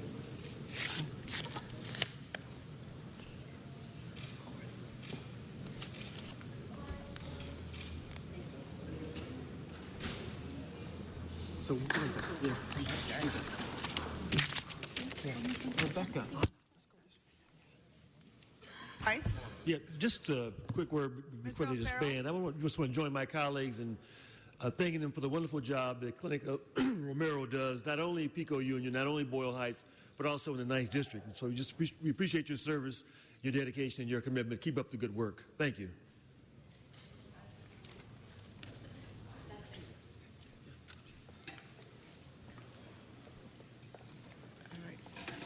Thank you, Mr. O'Farrell and Mr. Rue. Mr. Clerk, we're going to move on to item 10. Dion, are you ready? Your people ready?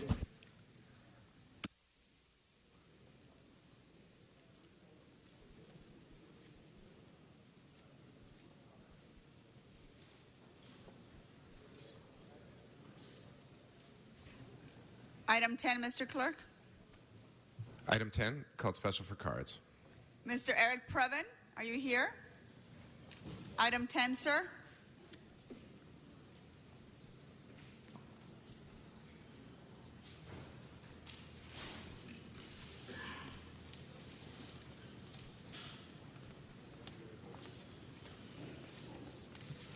Good morning, Council President Wesson. It is Eric Previn.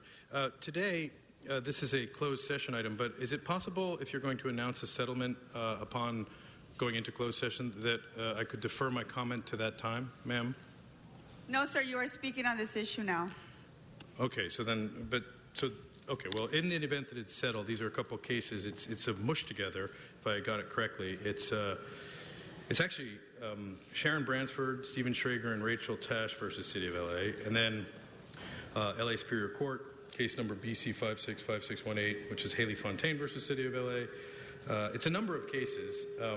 They all have to do with the Los Angeles Department of Water and Power, which apparently there were some customer claims related to billing errors and overcharges, which is all of the council members who are attending today know is very important to the constituent residents.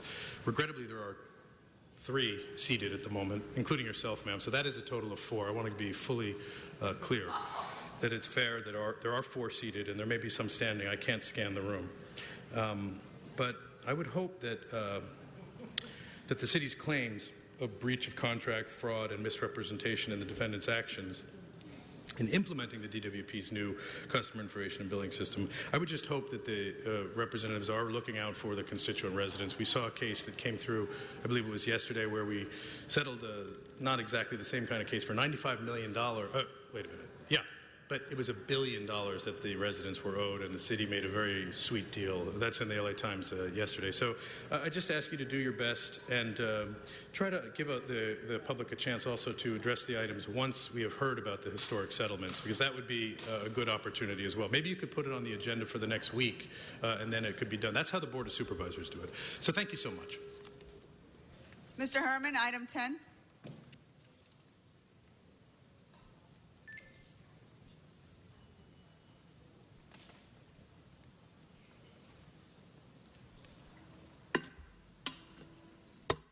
Correct me if I'm wrong, but we are speaking about the breach of a contract by DWP. The misrepresentation and actions implemented by DWP, who Tom LaBonge now represents.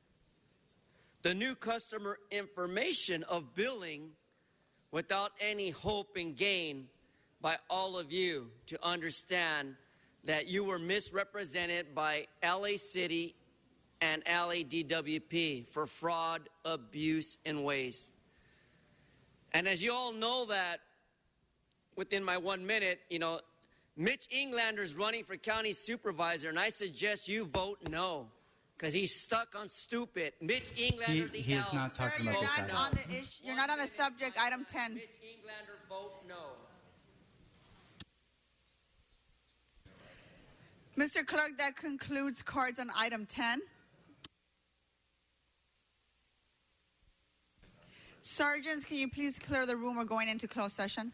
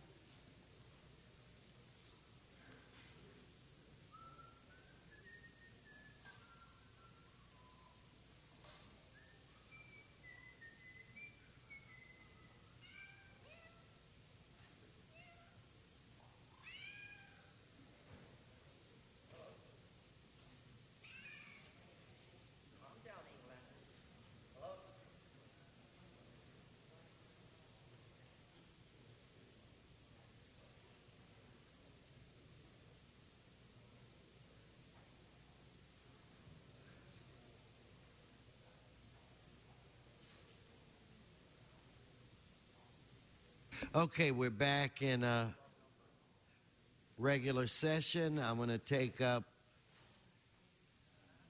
we'll go item 8 at this time. I have Mr. Haynes, Doug Haynes, and Mr. Herman on item 8.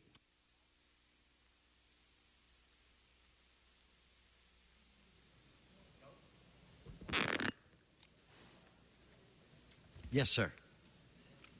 Hi, good morning. My name is Doug Haynes. I'm on the board of both East Hollywood Neighborhood Council and all the Hollis City Neighborhood Council, and I chair the planning committees for both. On this item, I just want to express concern about a pattern we've seen repeatedly with CD13, and in all due respect, where these items come before the council, there's no advance notice to the neighborhood council so that we can do outreach and we can engage the community. There are 68 units on these 3 buildings. There are approximately then about 130 people who would be displaced as a result of this project. We'd like to be able to do outreach to those people and make them aware of it. There are 2 rent-controlled buildings that would be part of this project. And so I have to ask, what about the affordability for those people who are currently under rent control? What will happen to them? I don't think it's fair for the community not to be made aware of this. And David Rue, I don't see you in the room right now, came into office on the premise that you would be reaching out to the community prior to support for projects such as this. So, Councilman Rue, I would ask that you would meet with the community on this project so that they know what's going on. None of the people who currently live in these units are aware of the fact that they would potentially be displaced, and I think they deserve that right. Thank you very much.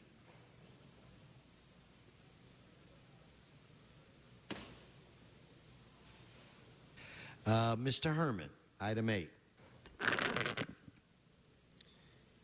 Well, it's very obvious at 6501 Yucca Street in Los Angeles, California, there's a motion by Mr. O'Farrell for the issuance of a multifamily housing revenue bond, but it's not to exceed $8 million in order to help, oh no, wait a minute, $8,650,000 in order to help finance the acquisition of rehabilitation of the Hollywood Community Housing Corporation.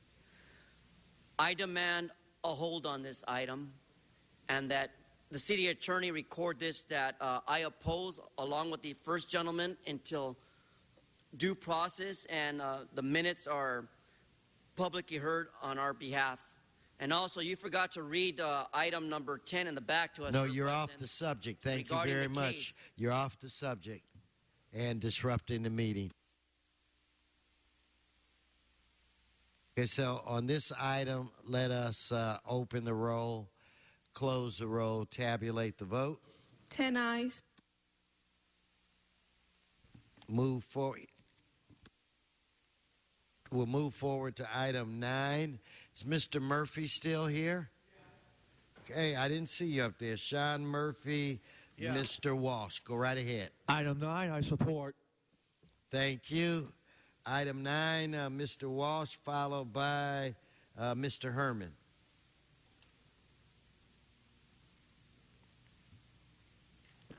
John Walsh, blogging at HollywoodHighlands.org or J. Walsh Confidential, tweeting at Hollywood Dems. These are the final maps in the various council districts. What this means is that this is very important because when they want to upzone your neighborhood so they can build huge apartment buildings and all sorts of crap, the first thing they do, they must rezone. That means the maps must be rezoned. By the time you find out about it, it's happened. And then suddenly they build some huge mini mall, which is a contradiction in terms. They build it in your neighborhood, and guess what? Your home and your property loses value. The value is transferred to the contractors, and that's what we have here. We have a final map, parcel map for North Las Palmas Avenue. This is pretty close to where the woman was shot to death in cold blood. And we're talking here about Casa Sofia.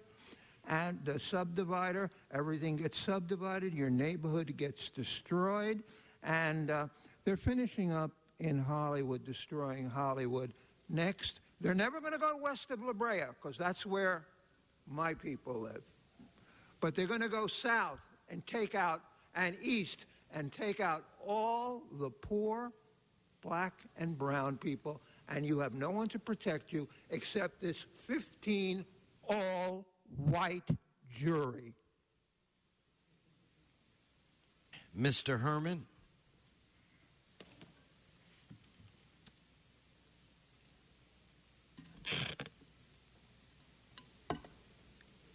Another way to disrupt our lives. Another way to disrupt our lives. Herman, the final maps adopted by the city engineer here, as brought out by Hollywood Highland John Walsh, is so precise. How you disrupt our lives. How you disrupt our lives. For rezoning, subdivisions in our communities that are racist, by your racism, that you dictate how we are disrupting the action of the city's engineer reports as detailed on this bullshit list of final maps in parcel map LA number 2070722 located at 1424 North Las Palmas Avenue. And I am on subject, Herman. Now you're off subject. So anyway, stay on the subject. Okay, now your time is done. Your time is done. Sergeants, help him find his seat. Let's prepare to vote on this item. Let's open the roll, close the roll, tabulate the vote. 10 ayes. We're going to move to item 7.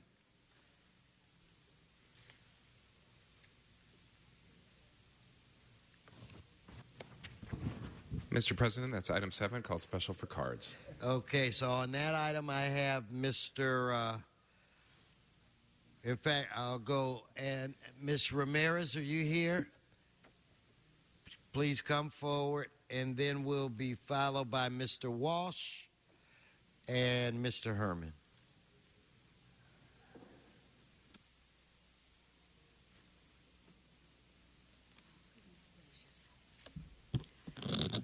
Again, please, ladies and gentlemen, we need the city to take these properties out of rent escrow and hold the owners to the highest standard of improvement and following and complying with all the inhabitability conditions, as well as the enforcement conditions, as well as the ordinances that they're supposed to abide by. And I don't see the city enforcing anything.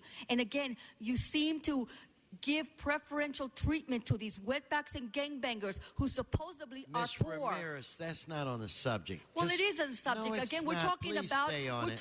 habitability. Okay, so again, you're talking about rent escrow, and rent you're talking escrow. about 1209 South Meadowbrook. Okay, so again, all these people who are not complying with the law, and many of them Latinos, make sure that they abide by the law. You must teach them the rule of law, or else they wouldn't be in rent escrow.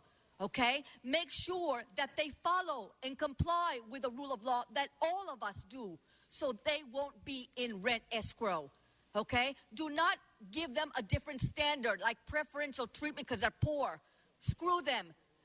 Stick it to them. Give them the right choices of teaching them what they must do, and that means that fairness is above all board. Fairness must be done to all. We all have to abide by the rule of law. Okay, City Attorney? That means wetbacks and gangbangers No, too. now you're off the subject again. Thank you. And thank you so much. Take the cockroaches out. Thank you, Mr. Walsh, followed by Mr. Herman. John Walsh at HollywoodHighlands.org. What this is simple. Anytime you see any kind of violation, code violation in your apartment, a broken light socket, whatever it is, you report it to the landlord, and if the landlord has a certain amount of time to fix it, if the landlord doesn't and he has to report the violation report to the city. If he doesn't, then you don't pay your rent to the landlord anymore in the city of Los Angeles. You pay your rent to rent escrow program. And until the landlord repairs your violations, and more and more people are taking advantage of this, until that happens, the landlord doesn't get your money. And I just want you to know, the landlord does the repair the minute, the second he gets on REAP, HollywoodHighlands.org. Mr. Herman.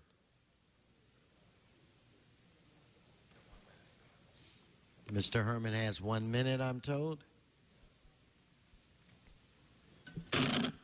Herman, stop disrupting the lives of others and the taxpayers. Until you understand the various properties under the rent escrow program, you as a slumlord would probably reach out and do more to bring more housing that's acceptable under the habitability, Herman. Habitability, Herman, for citations under the ordinance of 173810 and adopt, Herman. Stop disrupting the lives of others and taxpayers. Landlords have a right to do what the hell they want on their property. But when they're under rent control, the city of Los Angeles has the right to protect us assholes and provide us sustainable housing that we can live in without the cucarachas, you pendejos. So stop making our homes unacceptable. Thank you. Thank you. Okay, members, let's prepare to vote on this item. Let's open the roll, close the roll, tabulate the vote. 10 ayes. Okay, that brings us, Mr. Clerk, I believe, to item 1. Yes, sir. Oh, and I just heard it's a request to continue item 1L for 2 weeks. That would be August 28th, That brings us to the sir. 28th. Okay. All right, so if I could have Mr. Walsh and Mr. Herman. Oh, who? Mr. Herman's out of time. Mr. Walsh, I think you're still good.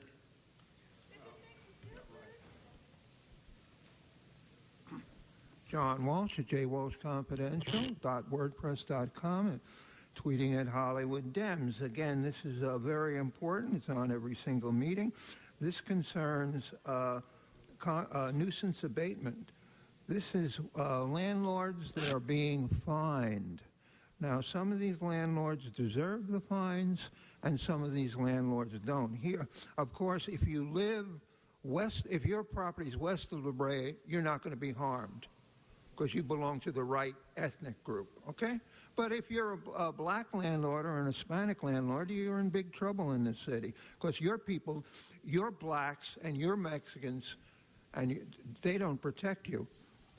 This is Collette Avenue, 1500, Hyatt Avenue, 1800, North Norris, 1100, 1700 from West Anita, Ventura Boulevard in the Valley, 4000. It goes on and on and on all the way to letter T. Now, I just want you to understand what's happening here is that whenever anybody shows up, they're told what to say up here.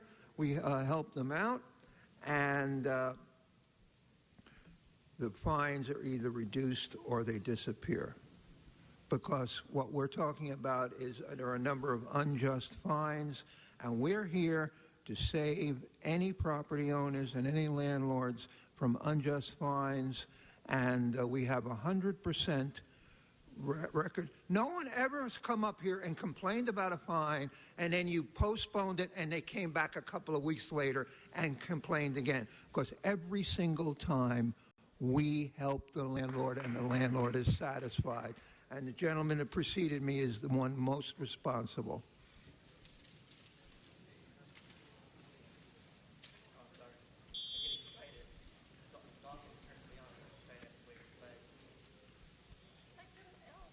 Okay, Mr. Previn.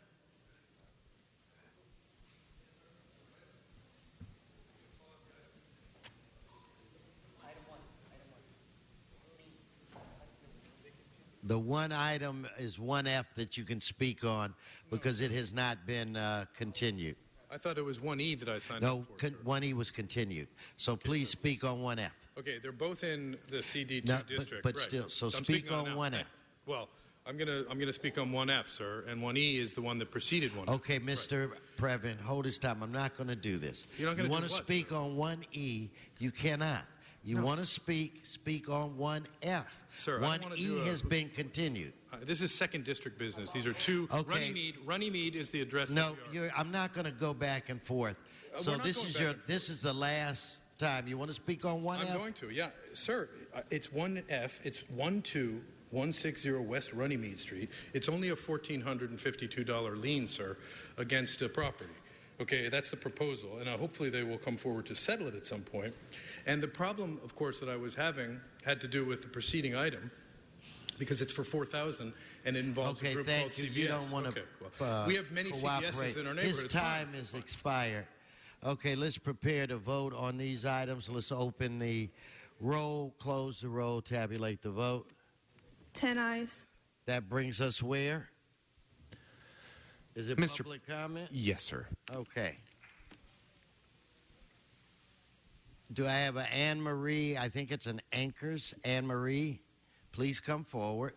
And followed by Sean Murphy. Please come forward. And maybe a Lucy or Lucille Caruso, come forward if you're here. Yes, go right ahead. Good morning. My name is Anne Marie Anchors. I am the co-chair of the Los Angeles chapter of the American Foundation for Suicide Prevention. And Suicide Prevention Month is coming up in September. And I just wanted to talk to you a little bit about the statistics and how suicide impacts our community. Suicide is the number 10 cause of death overall in the United States. It is the number 2 cause of death among college students. My brother was one of them. And more than 40,000 people died by suicide in the U.S. in 2013, which is the last year for which we have statistics. And just to give you a sense of proportion, that's about 3 times the number of people who died by murder. We are losing 22 veterans by suicide every day, and this really is a mental health crisis in this country. Suicide is something that is preventable.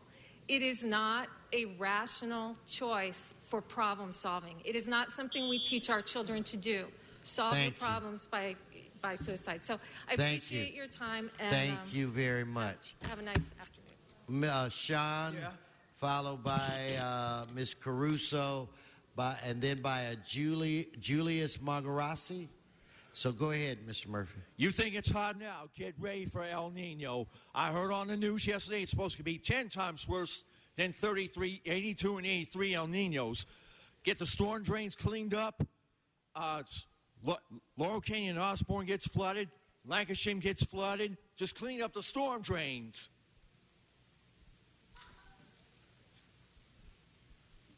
Okay, Julius.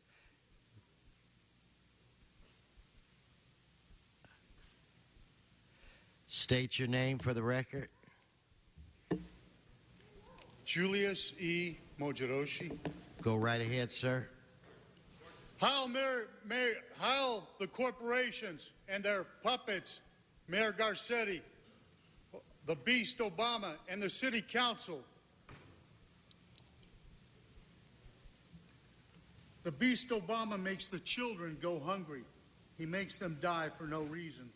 The Housing Authority is trying to murder me with bugs. They won't do anything about them. How is it that scumbag landlords can refuse to take a voucher from a disabled veteran? How is it that scumbag landlords can charge an application fee?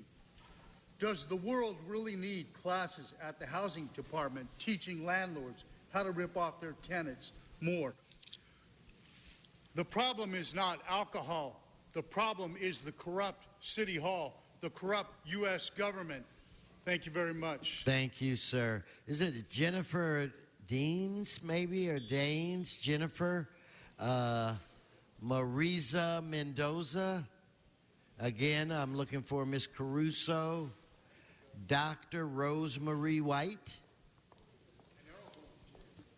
Please identify yourself. Hi there. My name is Jennifer Dinas. I am an Elysian Valley stakeholder, and I'm here to tell you today about a 1.3-acre parcel that is currently zoned open space that's currently owned by Mortla Kretz, and that parcel is set to be converted to commercial manufacturing, which is being done without notification and without a hearing, which is in contradiction to City Charter Section 5555. And I wanted to let you know that there has been absolutely no notification of area neighbors, and the Elysian Valley, well, nearly all of the studies that have gone on for the Elysian Valley with regard to the river have promoted the keeping of green space and open space, and this in particular would convert that green space, which is 1.3 acres of prime riverfront real estate, into commercial. Thank you. So do I have Marisa Mendoza, Ms. Caruso, Dr. Are you okay? Dr. Rosemary White? Go ahead. Good afternoon to all. Sir, I came here. And your name? Oh, my name is Marisa Mendoza. Gotcha. And I came here today to tell you a little bit about my story. And also I came because I support home sharing. In 2013, I have fell into a hardship. I own a daycare, and my daycare was not doing enough to make my ends meet. I have a hard time to pay the payments on my house. So I have a dear friend that talk about Airbnb. And immediately I took a room, I cleaned it up, and I put it for the rent. I just wanted to tell you, since that I have Airbnb, it has helped me tremendously. It saved my home because I was about to lose it. But of all, I just would like to know if you can make it a fair law for Airbnb. Thank you. Thank you. Okay, so again, Lucille or Lucy Caruso, Dr. Rose Marie White, Brian Barajas, Eric Previn. Brian, come on. And Eric Previn, followed by John Walsh. All right. On the LaRouche PAC site, there's a title which is entitled, "We Have to Fight." I think the emphasis here is from a standpoint, how do you kill a society? You have new generations coming up, but they don't know a damn thing. You have an older generation dying off, and obviously they're dying. In this process, there are some who lack the necessity to actually speak up. And whenever that happens, you get a process which Shakespeare knew about. A society dies, and at this level, we're dealing with a president who will extinct the human race. And now that's a problem because Kennedy faced this existential threat. But we don't have a president, nor do we have a society that actually knows what the hell to do. So join LaRouche PAC. Mr. Previn.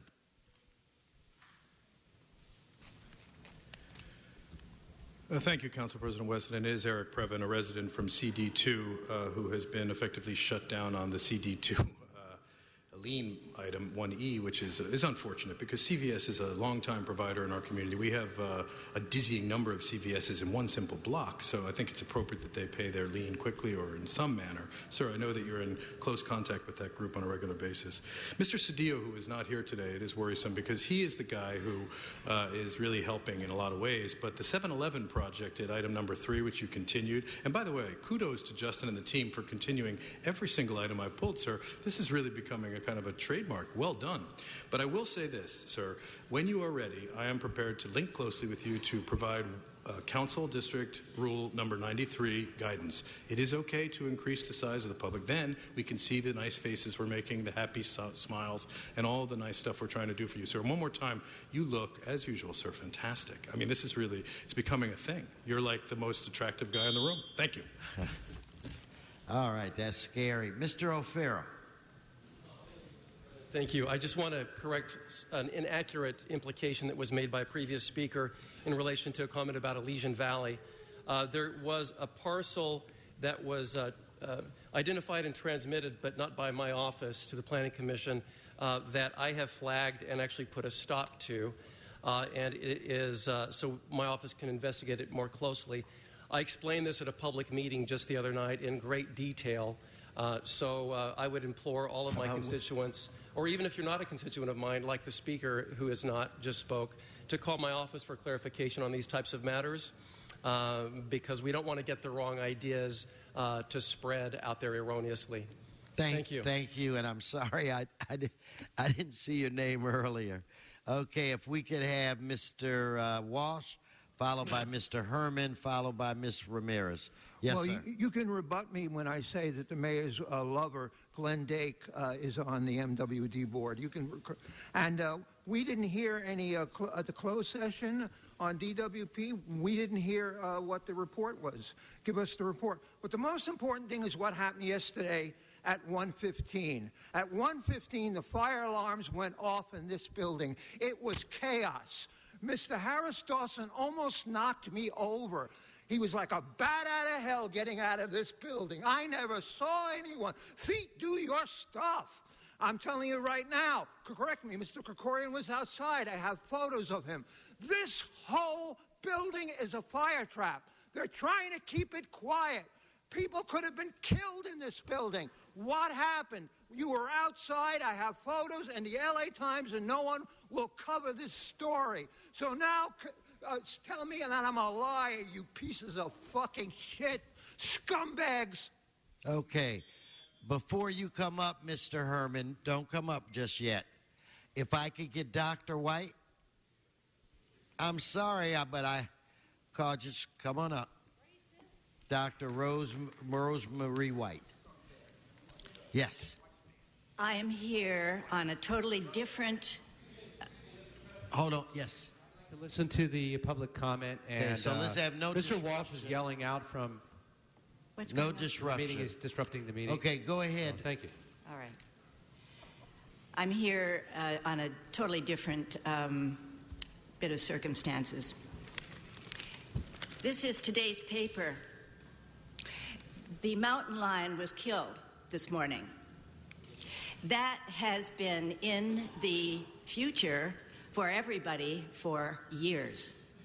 And we have asked and asked for some type of overpass to this section of the road for years, and it has not happened.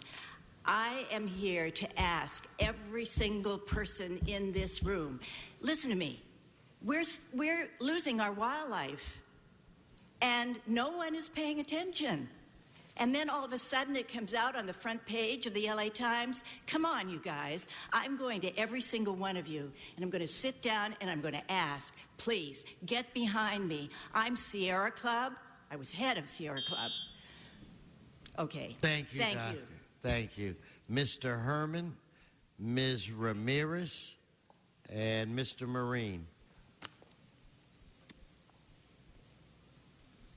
It's really sad that during this drunk stupor of Mitch Englander running for county supervisor, items 2 and 3 were deferred because we didn't want to talk about the permits for convenience of alcoholism in Los Angeles. As you all know that if it wasn't for county supervisor Miss Solis, our sheriffs wouldn't have the best place to sit at a 7-Eleven and have a fucking drink. We need to stop permitting alcoholism. You're creating diseases to our community. But yet, what's the knucklehead? No, he's not a knucklehead. He's actually smart. Mike Fuhrer stepped in and said, we're going to stop the Koreans from permitting alcoholisms after hours. The same should go to every business, every fucking restaurant, and everywhere that this city put permits for alcohol consumption. Stop beating on the podium. I'm sorry, Herb Wesson. Thank you. Your time is expired. Your time is expired. Okay, so Ms. Ramirez. And would you please turn the light out? It's disruptive to some of the members looking out into the audience. Yes, Ms. Ramirez. Thank you. We have a toxic and dangerous, jealous, nosy, racist, hate-mongering wetbacks and homicidal Chango Latino gangbanging epidemic.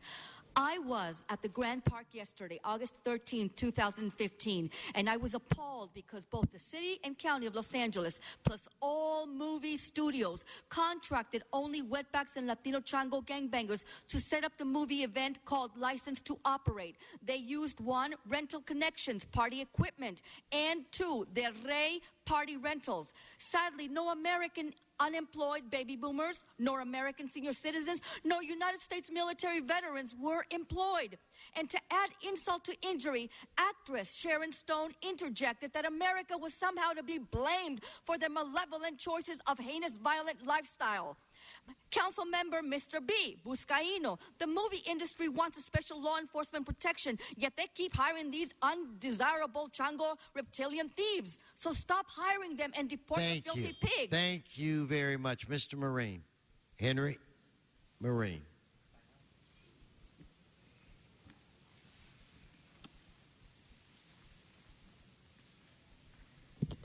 Yes, as you know, Mayor Bradley gave craftsmen in the city of California, in the city of Los Angeles, equal opportunity to government employment through pay deductions that the city, the representatives of our equal opportunity public employer agreed to shelter from pay of Hackman Kohler craftsmen and agreed to loan to unions and to use in city bank accounts subject to future payment to laces or calipers. Consequently, we have a lot of people who are called classic employees, members of the pension benefit plans, because you failed to account for it yet. And under the M&M Bacon Act, Myers and Millers, I got the right to represent we the people of all colors, with or without nuts. So here we is. Get back to him in time. Thank you, Mr. Marine. That concludes general public comment. Mr. Clerk, what's before this body? Mr. President, Council has motions for posting and referral. They are posted and referred. Announcements, members. Mr. Englander.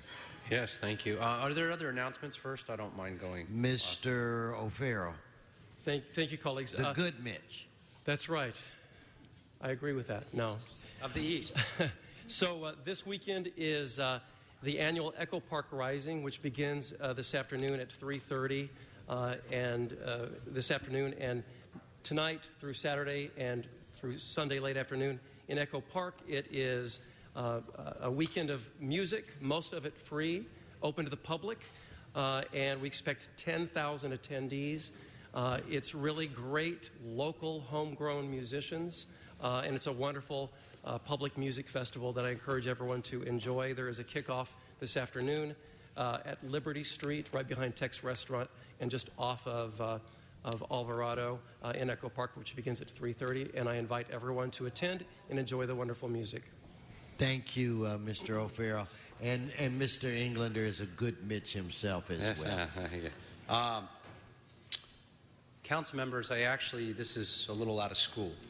And we typically do not do this for public announcements from the council members, but I'm going to anyway, and following the rules. And I'm going to read you a letter. I'm actually going to read you the facts first, and then I'm going to read you a letter from somebody addressed to our governor.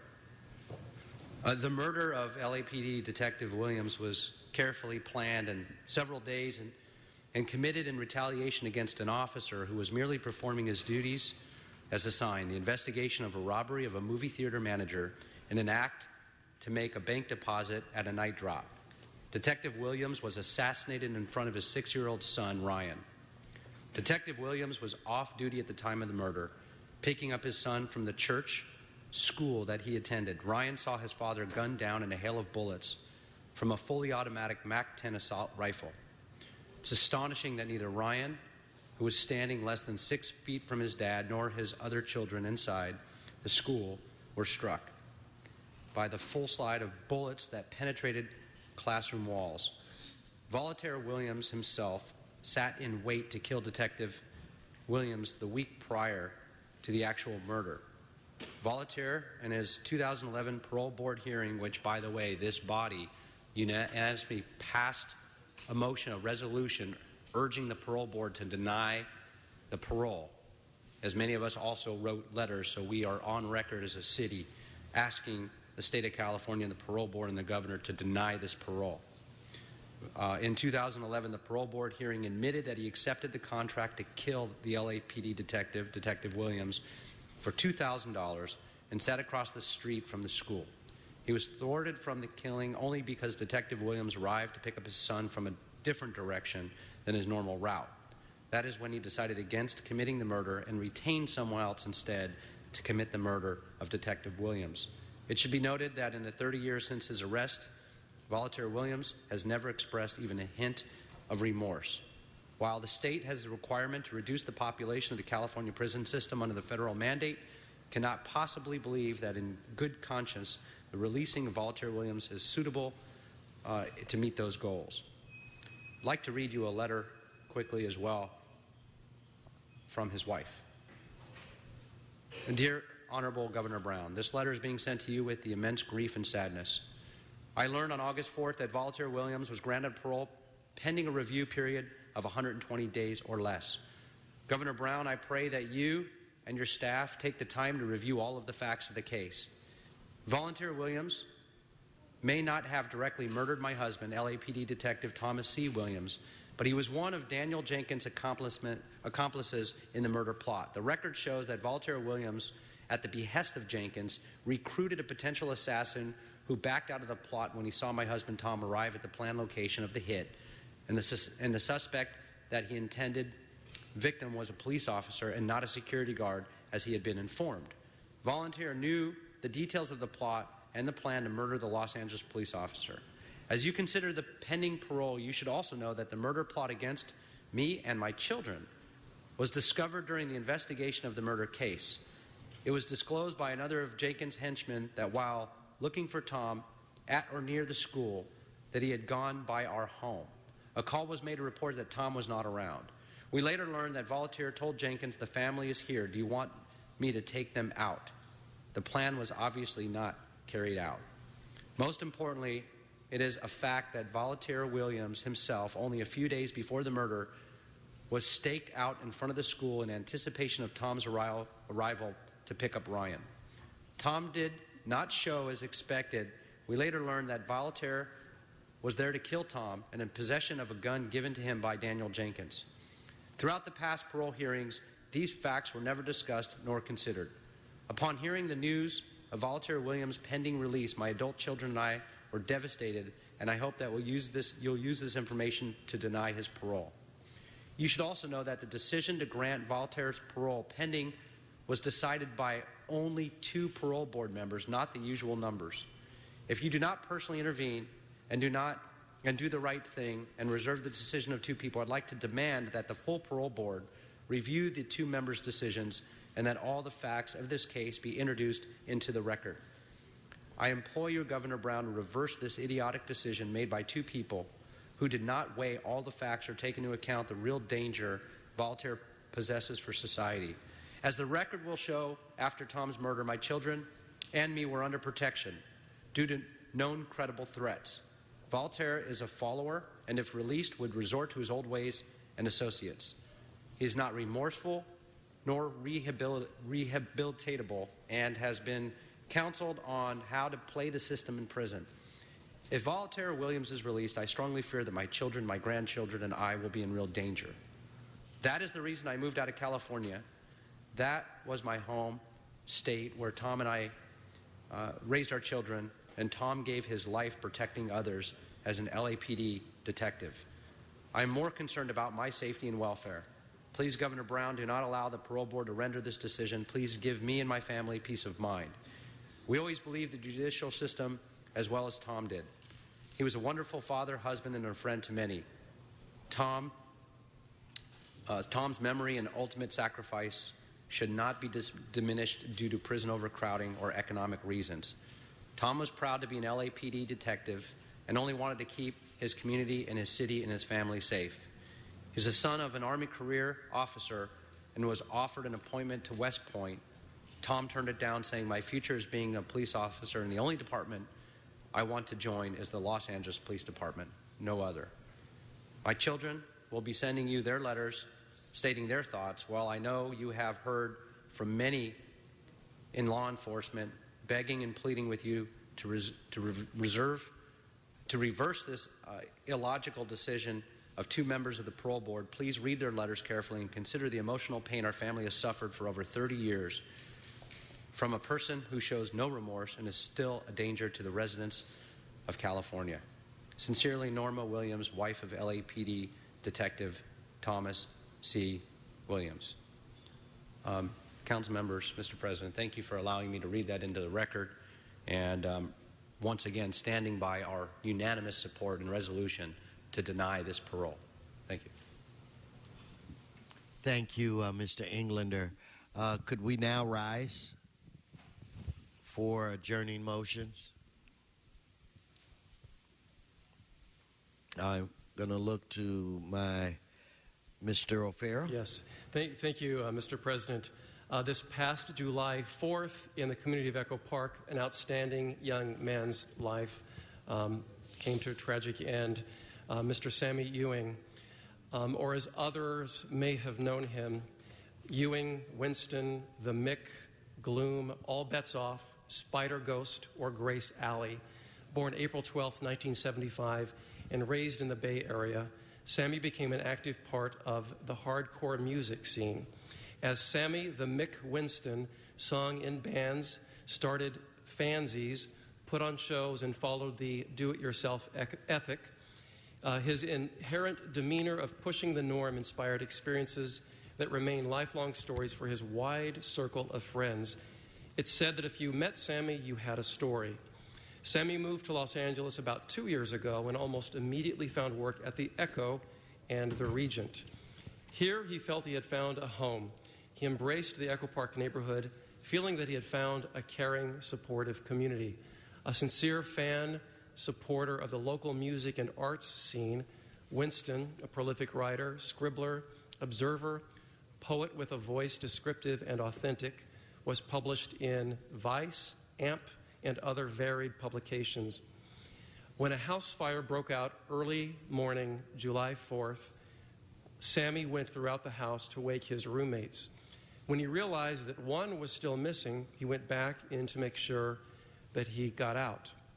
His brave actions saved his friends, but Sammy sacrificed his life in the process and died a hero. Sammy gave his life to save the lives of B.G. Brixton, Rex Brixton, Justin Hall, and Laura Allard. Sammy was a beautiful soul, a creative spark that spoke his truth and helped others find theirs. Sammy will be missed by friends from California to New York, but especially by those in his new home of Echo Park who welcomed him with so much love and support.